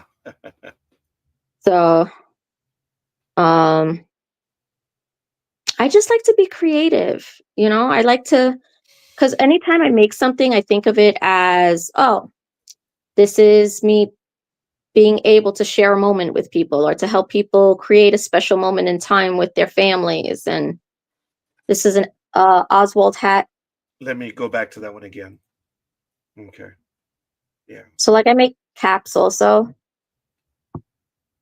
So I have made that for my husband. God knows what he did with it. I have no idea. But I don't know. I don't get a lot of sales, which is fine, you know, but I just create stuff. This was a custom order for a tumbler with a card. They had a cat that passed away and they wanted to share a moment with their spouse because the spouse is very close to the cat. I think it was his cat because I think they had like 3 cats. But yeah, like, and you know, like I said, I don't get a lot of sales, but at this point, I don't really think I do it for the sales. I just do it for, you know, 1, it's good for my mental health. And 2, it's just something that I get to share with people. Well, the reason why I reached out to you, and I thank you, Tanya, I didn't mean to cut you off. The reason why I reached out to you yesterday was Thanksgiving's over. I've ordered cards from you twice, and I was thinking of doing it again. And I was like, you know what? Nice. She hasn't been on with us in a while. So maybe off air, we'll talk real quick. Or I want another. Well, actually, I want 10 more cards. So, and I love the variety that you did. And let me know what I need to do. Either you can bill me direct or I can go to your website, whatever you want me to do. But I can Zelle you so there's no charges, you know. No credit card charges. I mean, if you want to pay by credit card, no problem. But I do want another 10 cards. I'm going to ask you for tumblers moving forward, especially during tax season, Tanya. Oh, 100%. No, it's going to be very simple. It's going to be Jedi.tax. That's it. So we will need to talk about that because on a side note, the firm is growing. I want every preparer to, I never thought I would say this, but I want every preparer to have a tumbler. And anyone who's part of the firm is not here at the moment. So among other things. You just have to let me know if you want me to put lightsabers on it. I'm gonna avoid the Disney litigious opportunities. No, it would probably just be Jedi.text. That would really be it. Because if anyone's been to the website, the only hint that it is Star Wars related is the color purple. That's it. Mace Because Windu. yeah, very good. Because Disney has a lot more money than I do when it comes to the illegal people. But since the tumblers are going just to your staff, It you won't should at matter. least They have won't go after you. you should have at least a Palpatine, silhouette or something in the background. Well, I could probably get away with that for me, but I'm going to talk to Tanya about that. But I have people from the entertainment industry that are my clients, and a few people have, their eyebrows have gone up on my business cards, and I'm like, I Really? didn't make that. Oh yeah, I didn't make them, Tanya. A client made them for me. They're actually really cool. But Let me see. Do you have one there? I will find it. Bear with me a moment, Okay. guys. Continue the conversation. Yeah. I just don't have one, and of all things. I'm And looking at my mom's craft room, and I have no idea where she puts anything in here. okay, Like, I'm trying to find all the stuff so that I can finish making these cards, but I'm like, I don't know where she puts her stuff. the cards are black, Tanya, and I have them right here. On the back, of course, it says Jedi.tax, but on the back side, you can look very carefully. Oh There's my some god. imagery there. Yes. And I then, of love course, that. I have my, on the front side. I didn't order these. They were given to me by a client. So, So, but you know what? Honestly, Disney doesn't really like unless you're giving them, like you're selling them, Disney doesn't care. yeah, Tanya, I've noticed that because there's this guy in Oceanside, not far from here, that he is the Jedi tax master or something like that. And he's dressed as a Jedi. And that's it. You're right, Tanya, but I'm not going to. I know my luck. I'm not going to risk it. Yeah, no, I've noticed that Disney really doesn't they don't even go after people who do sales with Disney logos and stuff like that. Because they're like, we're still gonna make our money. What do we care? Which thank you, Disney. But things like the Mickey head logo, that's copyrighted. So I have to be very careful. But I don't create the images. Anything that people order from me and they want like a specific image, I buy the license for it. Right. With the We talked about that 2 years ago. Yeah. Yeah. And you had mentioned that you could not do certain things because you didn't have the license. Right. So on Etsy, there are people who do the graphics, and they're like, okay, anybody who's downloading this, you're only allowed to make 25 things with this image. Oh wow. And I'm like, okay, cool. 25. How many have I sold? 1. Cool. I'm good. So yeah, I don't really worry about lawsuits or things like that because I'm like, look, I bought it from this person. So if you're suing me, that's the person who made it. So sorry, not sorry. I will throw you under the bus first. But like you said, you purchased a license for the ones that you needed to. Yeah. So you're not worried about that. That's pretty much how it goes when you're creating these things. Yeah. You see, I just noticed that you do the 10-10 wins on a bag and the cup. Do you? I had so many coworkers ordering those. I bet. Now, do you do like the polos? Could you do the polos, Tanya? Yes, I can do polos. I can. Oh my God! Okay, I'm gonna get the polos from you. I'm gonna do that. Because there's a uniform that we're gonna have. They're gonna be polos, of course, and it's just gonna have the company name on. That's it. Okay. I'm not gonna do that. Oh my God, Tanya! If you do that, that's bitching. It's I can totally do that. anything. It's very simple. But I anyway, will tell you that the easiest, well, the most affordable way to do these things, especially when it comes to clothing, is you order the shirts and have them sent directly to me. yeah, Because one for sizes, and two, this way you know what material you want. yeah, Because like the stores that I go to when I buy the materials, they don't sell polos, but they do sell like t-shirts, sweatshirts, hoodies, and all that other stuff. So yeah, that 10/10 wins one. Oof, I sold so many. I couldn't believe it. that's cool.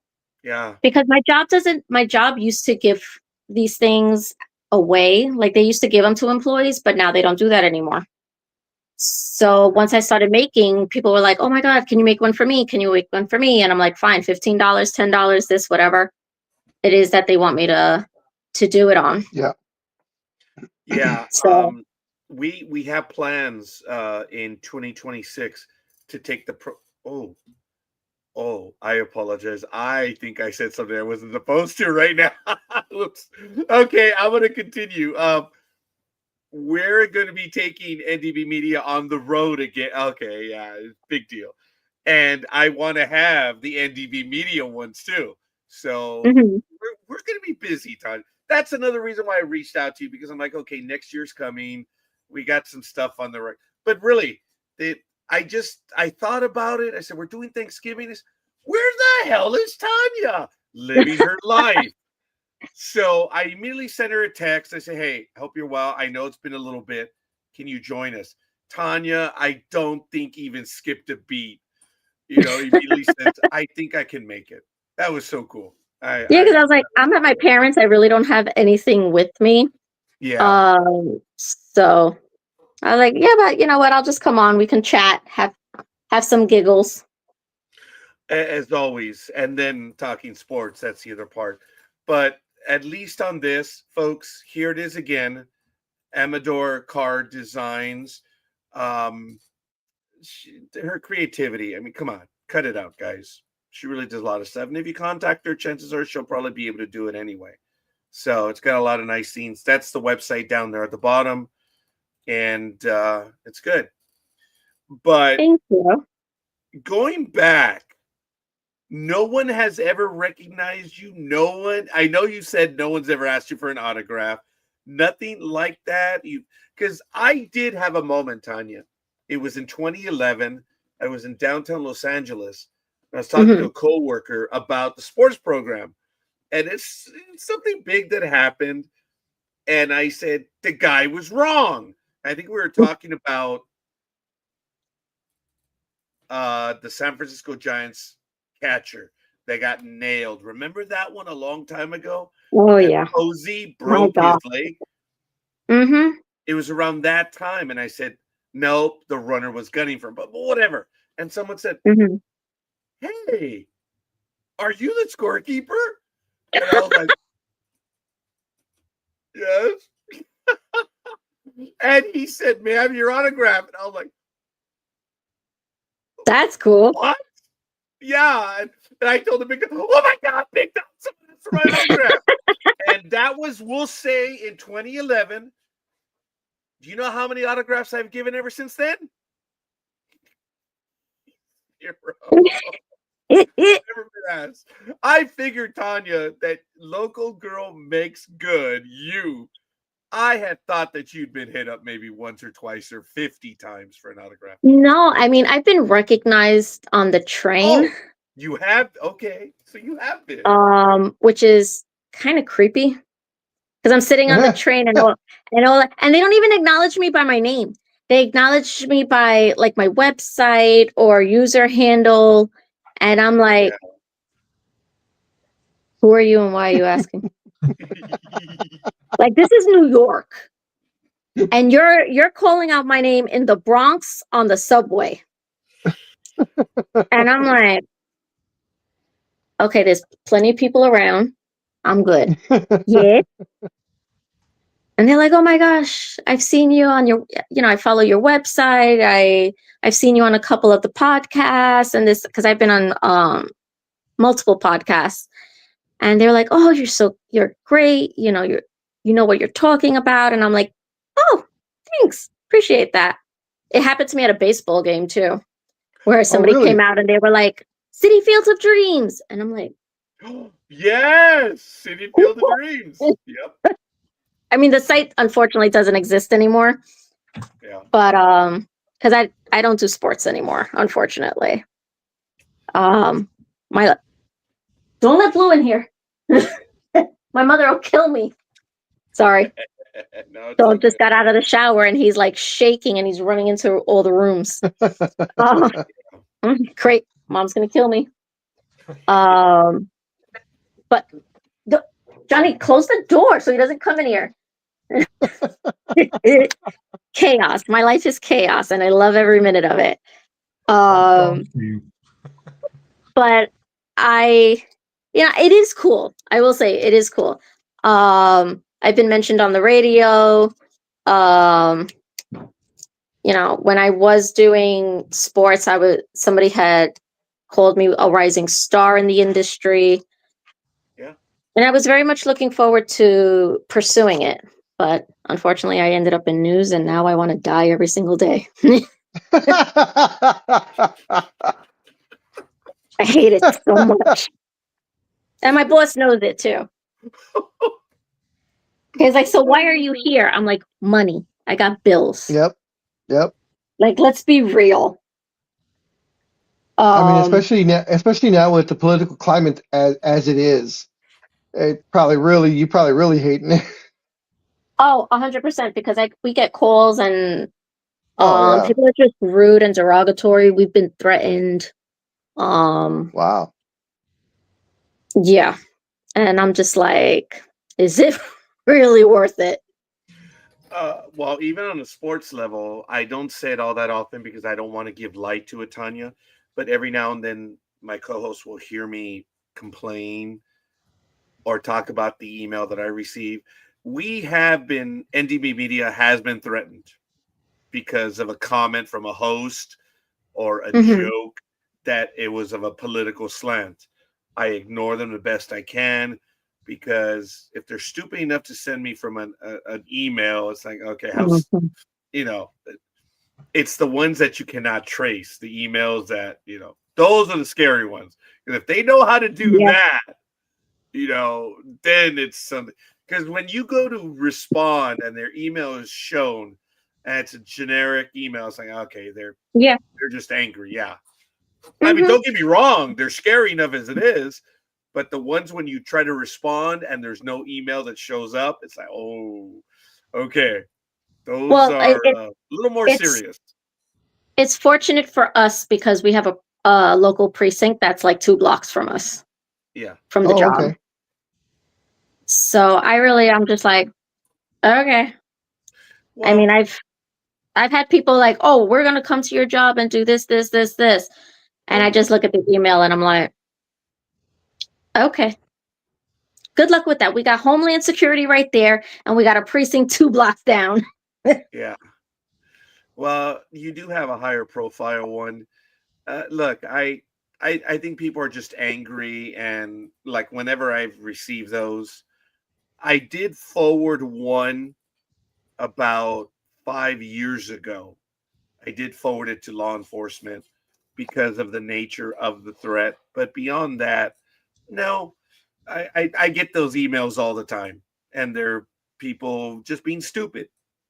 Yeah, but you also, at the same time, yes. I mean, obviously, take them seriously because you never know. People are nuts. Yep. And like you said, because of the political climate. Monday Night in America, I don't know what to do because it was a political commentary program. And I don't want to venture out. I mean, the reality is the network is so big, right? I mean, we have so many programs going on all the time. You say it like that's a bad thing. Well, it's not, actually. It's kind of cool. We have sometimes up to 3 programs a day. It's crazy. Our numbers, Tanya, we used to like, oh my God, we had 10 listeners. And now Michael and I, when we're talking about it, and even when I talk to Big Dog, is, dude, we had 500, in the first hour, and it's like, wow, it's crazy. That's fantastic. But you know Well, what? I mean, you guys have been doing this for a really long time, and it's nice to attendance see does that you're mean growing. something, Tanya. Yeah, look, Showing up every day does mean something. yeah. And the fact that you guys are still growing and stuff, I think that's fantastic. And I'm so excited for all of you guys. Yeah, Tanya, and I want to thank you for that, but there's one tiny little problem with that. What? You never left, kiddo. You're still a part of it. Let me tell you, Tanya, when you put up that image a few months ago, the conference, when you see it, I'm like, oh my God, Oh. I forgot about that. I shared it with everyone. Remember, Big Dog? Did you guys see Tanya's post? Did you see? Yep, I was yep. telling everyone. Oh man, that was so cool. I'd forgotten about that. Yeah, because I was like, you know what? I don't have any, it's not like I'm part of, because I was still in school at the time. So I was like, you know what? I'll just use NDB Media. So when I went to that sports conference where Kim from the Dodgers was, when she was assistant manager at the time, Yes. I just put NDB Media. So anytime, I networked or anything, everything was NDB Media. Yeah. Yeah. And there's another. I think she allowed it to happen because she actually heard about the tantrum I threw when she didn't get the job with the Angels. Oh, Oh yeah, I remember that. You Well, were livid. but hey, it's about paying your dues. That woman paid her dues. 100 times over. But 100 now times she's over. got the job with MLB, right? Yeah, honestly, I wish she would, because my ultimate goal was to be a general manager. Well, So she when I had finally made it. spoken, yeah, but when I had spoken to her, she was, at the time I was still in school and I was in Los Angeles, and she said, you know what? If that's what you want, we can set you up with an internship here. And we'll see what goes from there. And I was like, did I just get an offer? Yeah. And I was so excited about the prospect of it, but unfortunately nothing came of it because, one, I didn't have a driver's license at the time. And two, to trek all the way out there by myself, I was like, I'm bold, but I don't know if I'm that bold. So Yeah. I was like, you know what? Yes and no, but we'll see. So I was talking to you, Yeah. I just made this card. You know what? Oh, nice. Yeah. Well, I know I want 10 cards, and we'll talk about that off air. Like I say, you'll just bill me or however. And then moving forward in January and February, we're going to talk about the Jedi.tax items that I'm going to need. And yeah, I've crossed 500 clients, Tanya. That's amazing. I may hit 650 this year. That would be incredible. It took me long enough. So Listen, hey, you that's preaching why I to the got choir. rid of that's why I got rid of my regular job. It's time No, to that's go. great. Well, plus this, I mean, did you really enjoy it? My regular job? Yeah. Yeah, I was Actually, I think he pelted. did. I think he did. Yeah, Oh, I he did. did. But look, the reality is, folks, as I've said on this program, I got tired of the commute. By not driving to work, I got an instant raise.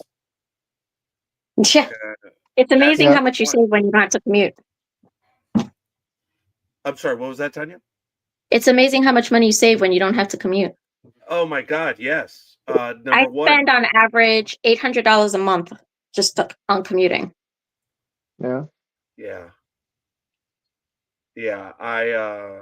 It's something commensurate for me too, because you consider the gas, the car, the repairs, just the regular maintenance, the insurance, Yeah.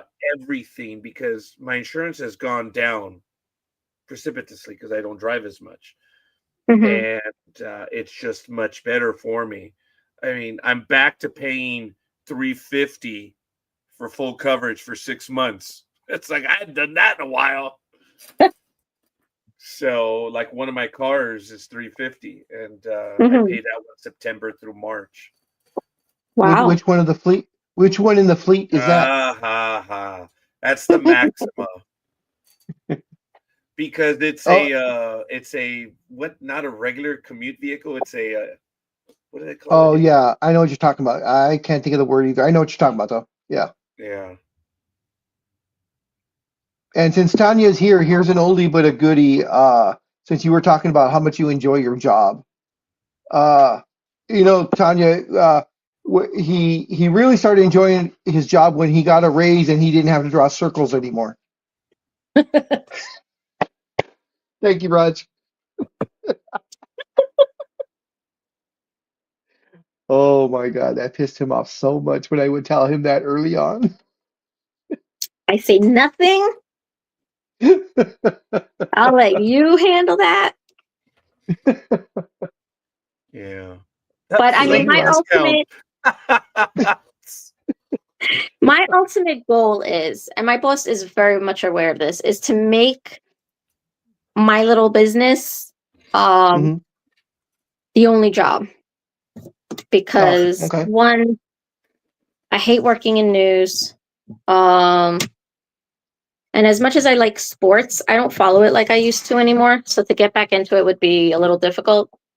Although I mean, working where I work, I have WFAN. That I can always be like, hey, I'm bored. You got anything?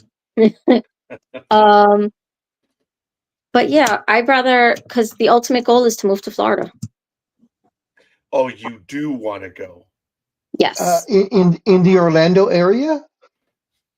I would move to Celebration, which is Disney.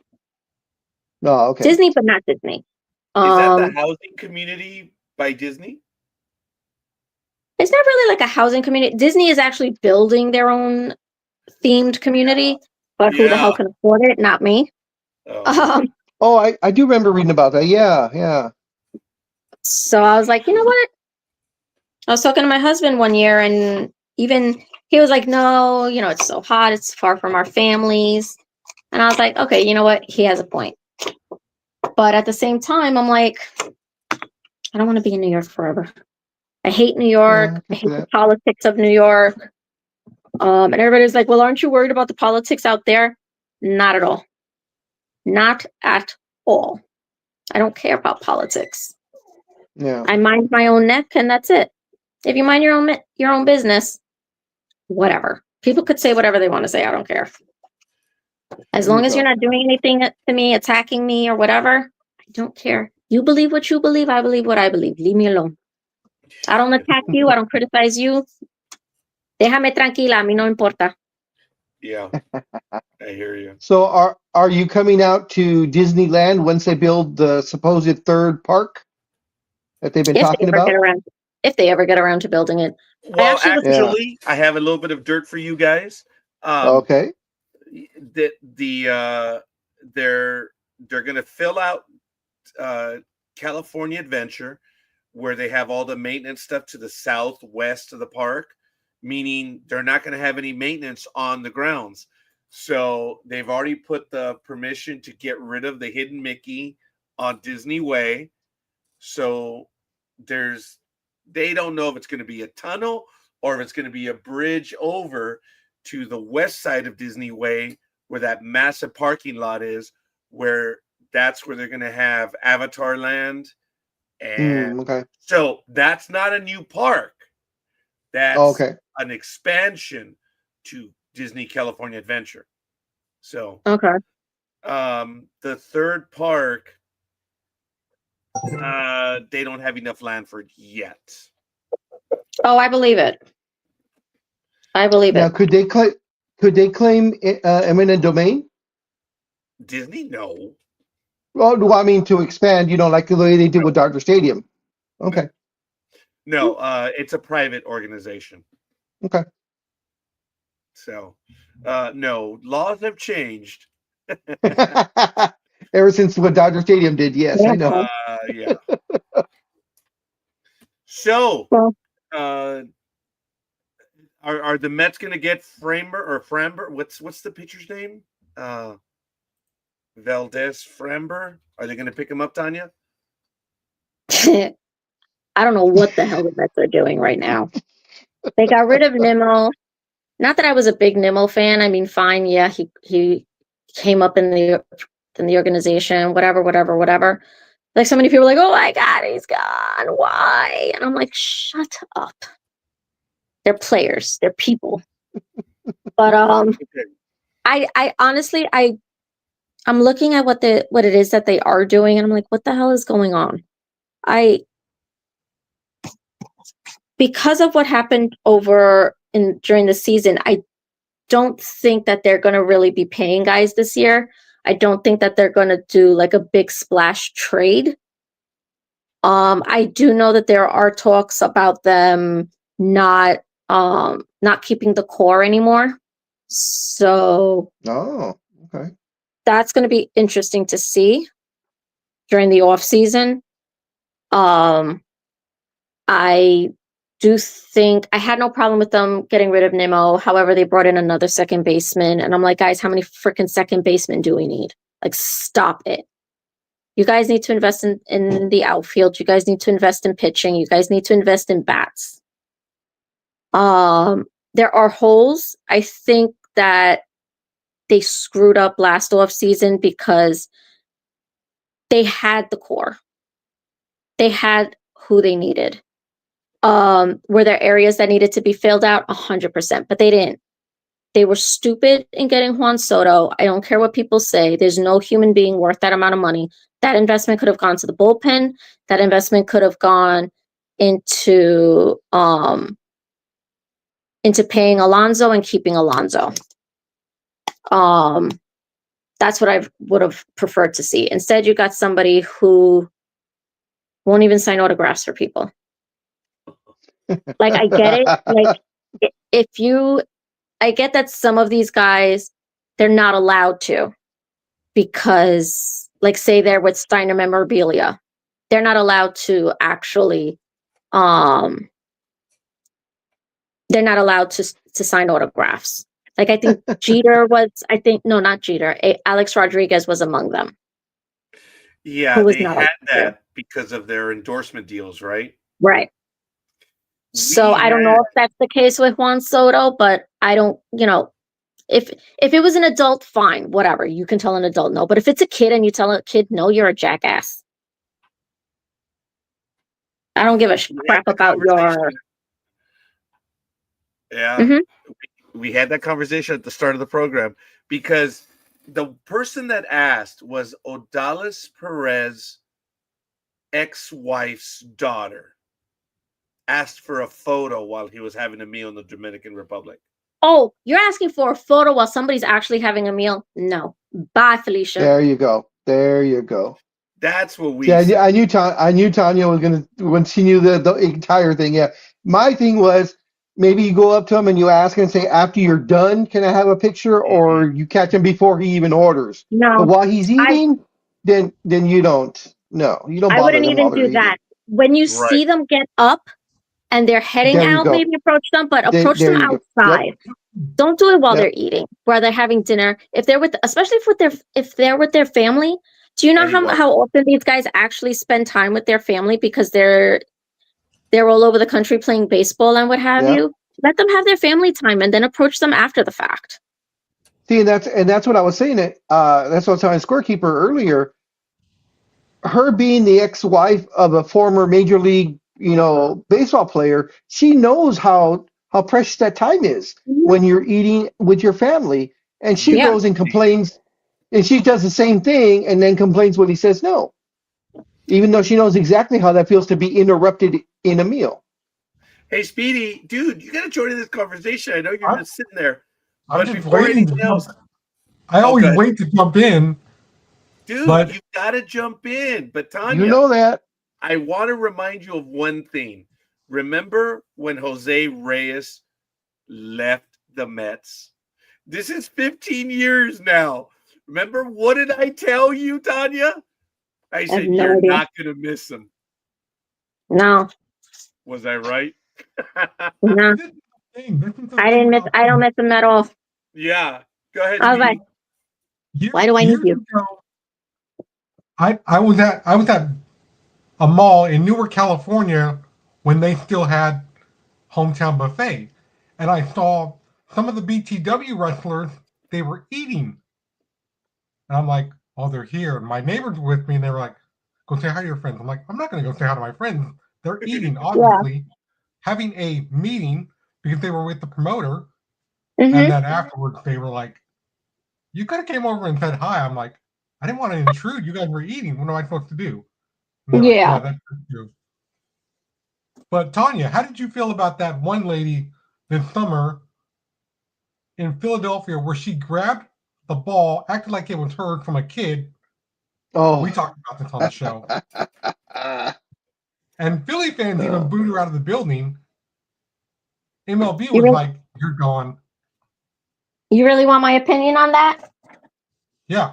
I want to hear it. I want to hear it. me and Big Dog do. She 100% should have been banned for life from every ballpark. You don't come with this crap where you're taking a ball away from a child. Are you some type of Exactly. lunatic? Like, what the hell is wrong with you? Honestly, she should have been thrown in jail.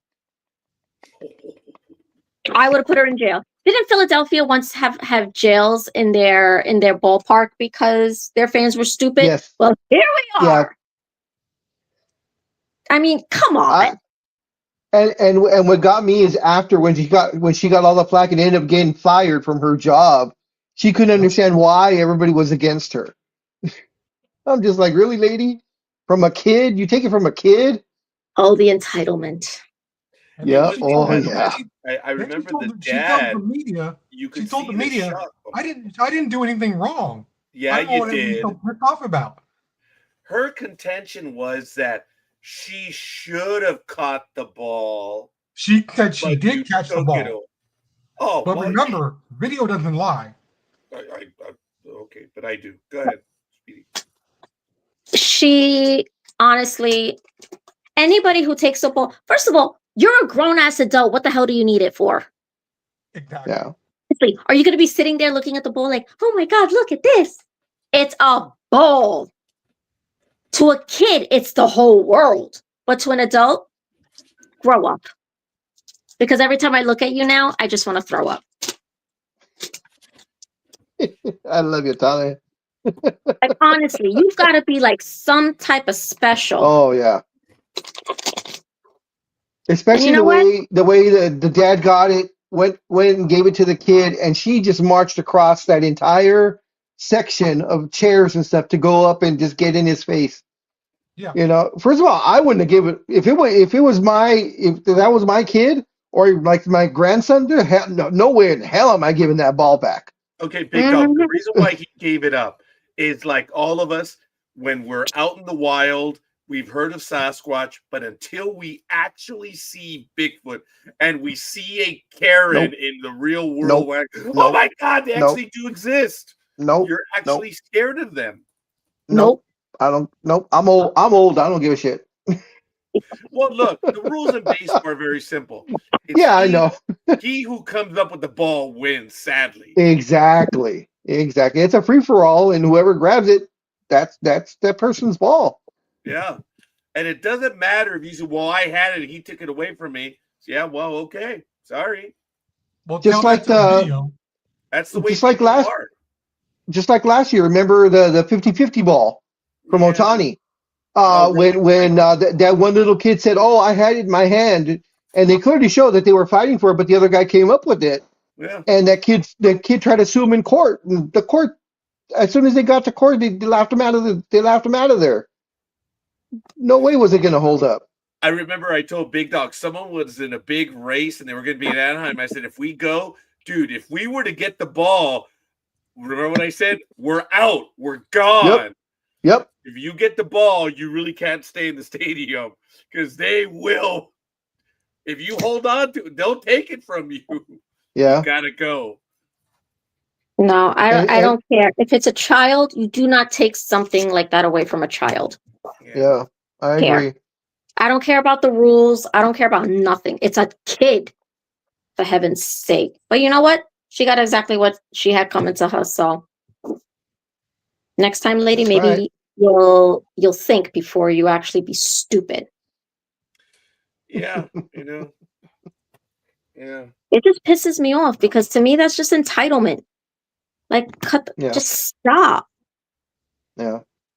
And I hate it so Yeah. much. 'Cause, you know, especially kids these days, it's not like when we were growing up that you had more opportunities for things like autographs and what have you, Yeah. or getting, you know, like special merch and stuff like that. But just what kids are dealing with right now, just it's a damn ball. Go to freaking a sports store and buy one. Who cares who hit the freaking home run? I don't know. Even if Those I that are were gonna to catch a sell it. ball, I would, even if I did catch a ball at a game, I would look around for a kid and be like, hey, do you want this? Here. Automatic. What the hell do I want a ball for? Like, honestly. Kids come first. That's my rule. See, I agree completely with that, but the collector side of me, depending on who hit the ball and what significance it holds, yeah, I don't know. I might be conflicted a little bit. You see now, but for me, being the other type of collector, mine is I'm going to keep the ball and I'm going to keep it as a memory, as a keepsake. That's it. I have items of value here, but I would never sell. But see, that's True. different. Most of these people who are catching the balls, they're selling them. Yeah. Yeah, exactly. You know, I mean, whereas like somebody could have had it as a memory. yeah, exactly. Now, Like that the 50-50 ball that I talked about last year. The guy caught it, and the next day they were already talking about now, do you know what's funny, Big Dog? Is the minute you mentioned the 50-50 ball, I'm like, for what? What? Oh, whatever that's auction. right. That was for Otani. You see, we already forgot about it. Remember? I said, Yeah, hey, yeah. it's a great thing that he did, but it's going to be forgotten fast. I mean, that Yeah, man like Tanya said, everybody needs to grow up. I mean, because over here, people, when they found out that Bruce Bochy was coming back, they're like, oh no, is he going to come back and coach the team? I'm like, relax. He's a consultant now. You're telling me that he was a bad manager? According to people here, I don't know. I'm asking Speedy. I'm asking Le Tortuga. No, I thought he was a great manager. Oh, well, okay. Well, all right. Well, I appreciate that commentary. Who was your favorite manager, Tanya? Because, boy, have the Mets had a few. You gotta ask? Hold on. I think, what's his face? The guy that coached in Japan for a little while. You better get this right because she crossed her arms on you. I don't think it was Johnson. Nope. Who was your manager? I'm waiting for you to say it. I don't know. Uh-oh. How dare you? Yeah, How dare you? Bobby Valentine. Yang Ma. Oh, I said the guy that coached in Japan. Yes. How dare you not know his name? I'm old, Tanya. I'm forgetting things. No. No. You do not forget, mister. I got thrown out of a game, but I don't care. I'm still going to go back into the dugout. I'm just going to put some ridiculous glasses with a mustache on. It was Bobby Valentine. Folks, I remember that. That was hilarious. Okay, guys, so it's funny. I actually did get it right. I just didn't remember his name. He did coach in that guy. He's the one who was a phenom, but he got hurt, right? And then he went into coach because he was going to play baseball. But I think he got hurt early on and became a coach and a manager. Bobby Valentine. Me tell you, he is like the best person to interview. I got a chance to interview him. Yeah. Really? And no. There was, I forgot what event was happening. And at my job, they're like, Tanya, do you want to interview him? You gotta ask. And somebody was like, no, I want to interview him. I was like, sit your ass down. I've been a fan since the 80s. Shut up. Nobody's taking this moment away from me. Who else did I interviewed Art Shamsky. I've interviewed, I mean, obviously I've interviewed guys for you guys. Terry Collins. Oh, Terry Collins is a sweetheart of a man. I was gonna say, I bet you he's entertaining to interview as well. Oh, 100%. The stories that man can tell. I met him when I went to Port St. Lucie for spring training one year. And I was like, I just looked at him and I was like, oh my God. And he's like, would you like a photo? I was like, yeah. I was like, this would be so great. There's very few people that I fangirl over. Mike Piazza, I have when I met him. Yeah. Bobby Valentine. Oh my God, if I ever met that man. And Terry Collins. Because it's not just about the fact that, you know, like they were managers for the team and what have you. It's also about, like, I think about their thought process while they're managing the game. I don't give a flying. I mean, man, and if you can get into an umpire's face, tell him off with no problem and not giving a flying flip. Thank you, Mr. Bobby Valentine and Terry Collins. By all means, you do it. And I enjoyed it. There were two particular interviews that Tanya invited me to be on, and I have the images on our Facebook page. She will remember. One of them, I do not understand how we did not get the pick of the day. That was Ralph Branca. Oh my God. Yes. We did not get the pick of the day. Tanya invited me to be in on that one, and I so deferred to her because the interview was going so well. I asked like 2 or 3 questions, and it was great. I was like, I get to be in the interview with Ralph Branca. But the other one was the catcher from the Mets. Remember this one, Tanya? Ed Hearn. Oh my God, I forgot about him. Yeah. I think I still have his phone number. God, he was so awesome. He was the one that blew us all away because he had said, I caught Gooden in the minor leagues and his stuff was better. And I was like, stop it. Don't say, remember that? Remember? But so he was a catcher with the Mets. And again, this was another interview that Tanya had. And I remember asking him, dude, the Mets of the 86 had 5 solid starters with all these different windups. Dude, did you have an issue? He says, I appreciate the way you're asking. Like, yeah, you had Sid Fernandez, remember? Sid Fernandez, when he came in with that lefty, you know, the side armor from the, then you had, of course, Dwight Gooden over the top of the curveball. All the different starters that they had, Rick Aguilera, Ron Darling, and I think there's another. Oh, did they have Ojeda? I think it might have been there, but yes, this guy was so cool, man. He was on with us for a long time, Tanya. I remember that interview. Let me tell you, and I tell everybody this, all of my best interviews have been with NDB Media. All of them. So that's why I'm like, I am always faithful to NDB Media because I had like the best interviews of my career with you guys. And I never would have if I wasn't a part of NDB Media. So there's that. Well, you know, it works both ways. You interviewed quite a few people. And when you invited me to be in on those two, I was like, oh my God. All I could tell you, Tanya, was I was like, oh my God. And I just did my best to know my place.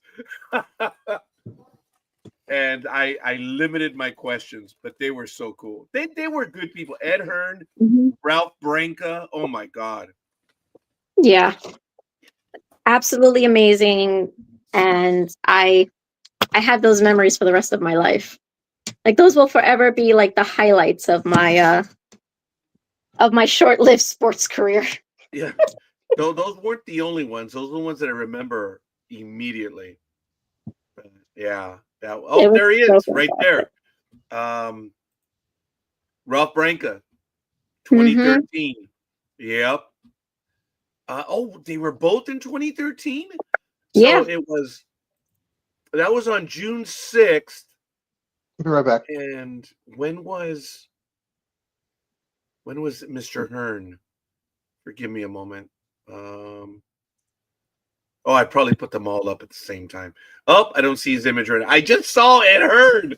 I'm like, oh my God, where is he? There's Branca. Oh, look, there's a big dog. Anyway. Look, there's Tanya right there. Oh, jeez. Oh, there he is. Oh, you know what? I think I put... Actually, Ed Hearn was on December 12th, 2022. I posted on June 6th. That's why. And then Ralph Branca was... So it was in 2012. Mr. Branca was October 19th, 2011. Wow. And Ed Hearn got the pick of the day. And nice. With Ralph Branca, Tanya was, oh my God. She could, and I was mad too. I was like, how the hell does Ralph Branca not get pick of the day? Yeah. I was like, come on, man. Really? Yeah. But it was really cool. Maybe I can get Dusty Baker on. That'd be great. Make it happen, dude. Yeah, he dealt with umpire because I remember he would always be right here with the umpire. I love it. See, those are like the old school guys. Yep. Yeah.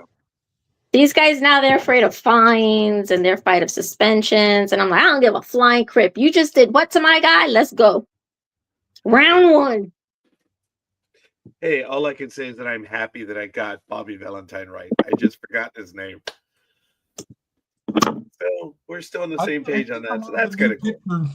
Are also scared to, like, let's say I'm the pitcher, and I'm aiming for scorekeeper, and I'm like, I'm gonna throw it right at the knee. But they don't want to injure the guy anymore. Because like Tanya said, I don't want to get fined now. I might get suspended. Oh my God. Then I'll be out of a job. Look, Tanya's played the game long enough. Or I'm sorry, she's played the game. Look, Tanya knows, like Big Dog, we know, especially myself, for God's sake, we know when the pitcher really hit the hitter. I mean, come on. Look, it's because the pitcher themselves give it away right away. You know. And I have no problem with pitchers hitting batters. Just when the batter's going to rush them out, hey, dude, it's, so be it. When the other guy gets hit, dude, you have to understand. And I know there were some guys that knew they were going to get hit because it sucks when you got the big guy going after your guy and then the other guy gets retaliated. It's the smallest guy on the team. That's BS. If you're going to hit someone, you go after the big guy, right, Tanya? 100%. Yes. When they go after the little shortstop, that's bullshit. I like the batters. I like the batters that know they're going to get hit, and they just kind of like turn their back into it. So they're giving the pitcher the spot. Is like, okay, I know we screwed up. I know I'm going to get it. Just right, put it right there. Look, there was one time I knew I was going to get thrown at. And it was funny. And the guy did throw at me and he missed me. And I'm like, oh, man. Now I know he's going to try again. That's what got me mad. Because I got mad. And he threw the pitch in. And I got out of the way. And I'm like, he tried to hit me. Oh, man. Because now it's in your mind that he tried and he's going to try again. And the bad part Oh, is that second one, since you dodged the first one, the second one's going to be even harder than what the first one would have yes, been. because he missed. That's Good why, luck with that. yeah, that's why it's really funny when they miss the first time. That's when you get mad. Ah, I should have leaned into it, but no, he threw hard. He threw inside, and I was able to get outside, and I got mad at myself. He's gonna try again. Damn it! You probably deserved it anyway. Tanya, wow. See, there's Ice Princess. There it is. Wow. Okay. All right. Maybe. Let's be real. No, did you hear Tanya? I said, well, okay, maybe. Yeah, exactly. Oh, my goodness. Hey, guys, we are nearing the end of our program. It is, we're coming up on 10 o'clock in a few minutes. We did our football stuff. We talked some baseball news early on, which was really good. And just want to let everyone know, head on over to ndbmedia.net. There's a lot of stuff going on. And we'll be back, of course, next week on Saturday. And there is a lot of stuff. We're going to be reviewing Star Wars, as you know, Star Trek, and Game of the Night of the Seven Kingdoms starting January. So just hold on for that stuff. But Tanya, wow. What a thrill, again, having you on with us and sharing these stories. Just having these conversations with you is a lot of fun. Until I get on your case, right? You know what? That's okay. You know, I think it's funny. It's like when Tanya's pitching, I'm the batter that she throws at. You know what? All right. I know it's going to happen. I still say the funniest thing was 2 years ago. Because, Tanya, you know, I never engaged you publicly. I never. You left, and I started like, oh, yeah, well, you know, it's Tanya, blah, blah, blah, and this, and then you returned, and I was like, oh, hi. And no one told you. You just came back. You're like, oh, shit. Hi. What's up? Uh-huh. You should know better of all people because you Hispanic. You know that us Latinas. I just thought it was so funny how they sold me out. It's, oh, Tanya, you should have heard Roger. Like, And I oh, told my you God. for a year or two, right when that happened, I'm like, see, that's why you should do that, because I told everyone about years ago when everybody was talking about, well, there goes Matt. Yeah, okay, he's not here anymore. And people thought that me and the boss left. And then I come back and they're like, Matt can't do this, Matt can't do that. And I was like, what? And they turn around and they're like, oh, I how long have you been standing there? I'm like, I think I've been here for a good 3 minutes now. I heard everything you said. Go do this now. And they're like, oh, man. See, you don't know who's listening. So Exactly. When Tanya came back, I was like, see, now you're in trouble. Good times, good times. I just thought it was so funny. The one time I decided to mouth off, you came back in 2 minutes. I'm like, oh, shit. And then it becomes a situation of, okay, so what did we learn? I'll tell you've been bursting. That's it. I don't mouth off anymore. I don't. I never did. The funny thing was, Tanya, I never did. But you had gone after me for the Yankees straight up, and I'm whoa. And you left, and, you know, I got all ballsy the minute you left. That's why it was even funnier. Listen, remember, there's always somebody who has bigger balls than you.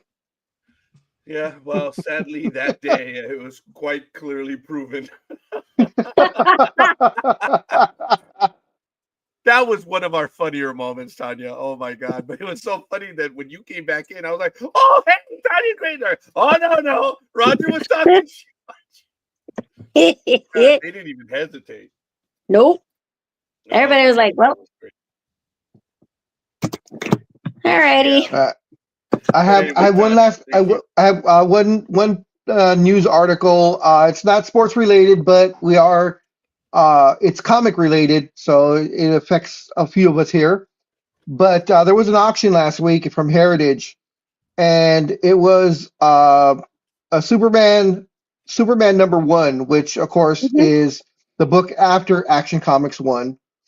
It was found in an attic of some two brothers, or actually two grandsons, went to clear out Basement. the grandparents' Basement. attic. Oh, well, this one says attic actually, but it could be the basement. You're probably right. But Yeah, we covered that story. anyways, oh, did you? Oh, when did you guys come? Oh, I wasn't around, I guess. Oh, this So is yeah, entertaining. She's not attacking me. so it realized 9.12, so $9,120,000 after their course of heritage fees, which is it completely shatters the record, which was set last year by Action Comics 1, which sold for $6.5 million. Must be nice to have that type of money. Yeah, no kidding. I don't know if you've actually seen a picture of the comic itself, Tanya. Mhm. I don't know if it deserved that 9. There's a few flaws in there. And I know the comics from 1939, but I think CGC was a little generous with it, but still the 9, I mean, it is a beautiful, pristine copy. And the fact that it went for that amount of money is just crazy. Yeah, I agree. I'm sorry. I'm not paying that type of money. I don't care if I do have the money. That's what I always talk about, like when sports auctions come up and they have like Babe Ruth's a signed ball or his jersey that he wore in one of like the 1922 World Series or something. I think that sold earlier this year for like $7 million. How about the Nolan Ryan jockstrap? Oh, that was funny. That was funny that it actually sold. That stuff. I was telling Scorekeeper about the Babe Ruth jersey. If I had that kind of money and I want it, I'm sorry, I'm wearing it. I'm putting it on at least once. If I'm paying $7 million, and Babe Ruth was a big guy, so I'm a big guy. It probably would fit.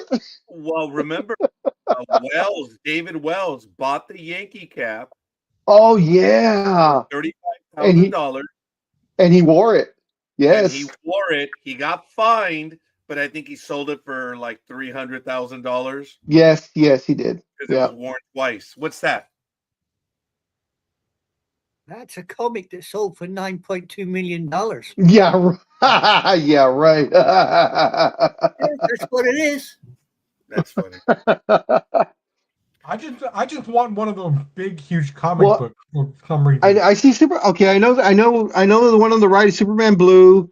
The middle one I believe was the 3D issue, and I think the one on the left is the lenticular cover. Okay, well, let me finish up real quick. Tanya, you know what I want and need. Yes. 10 cards.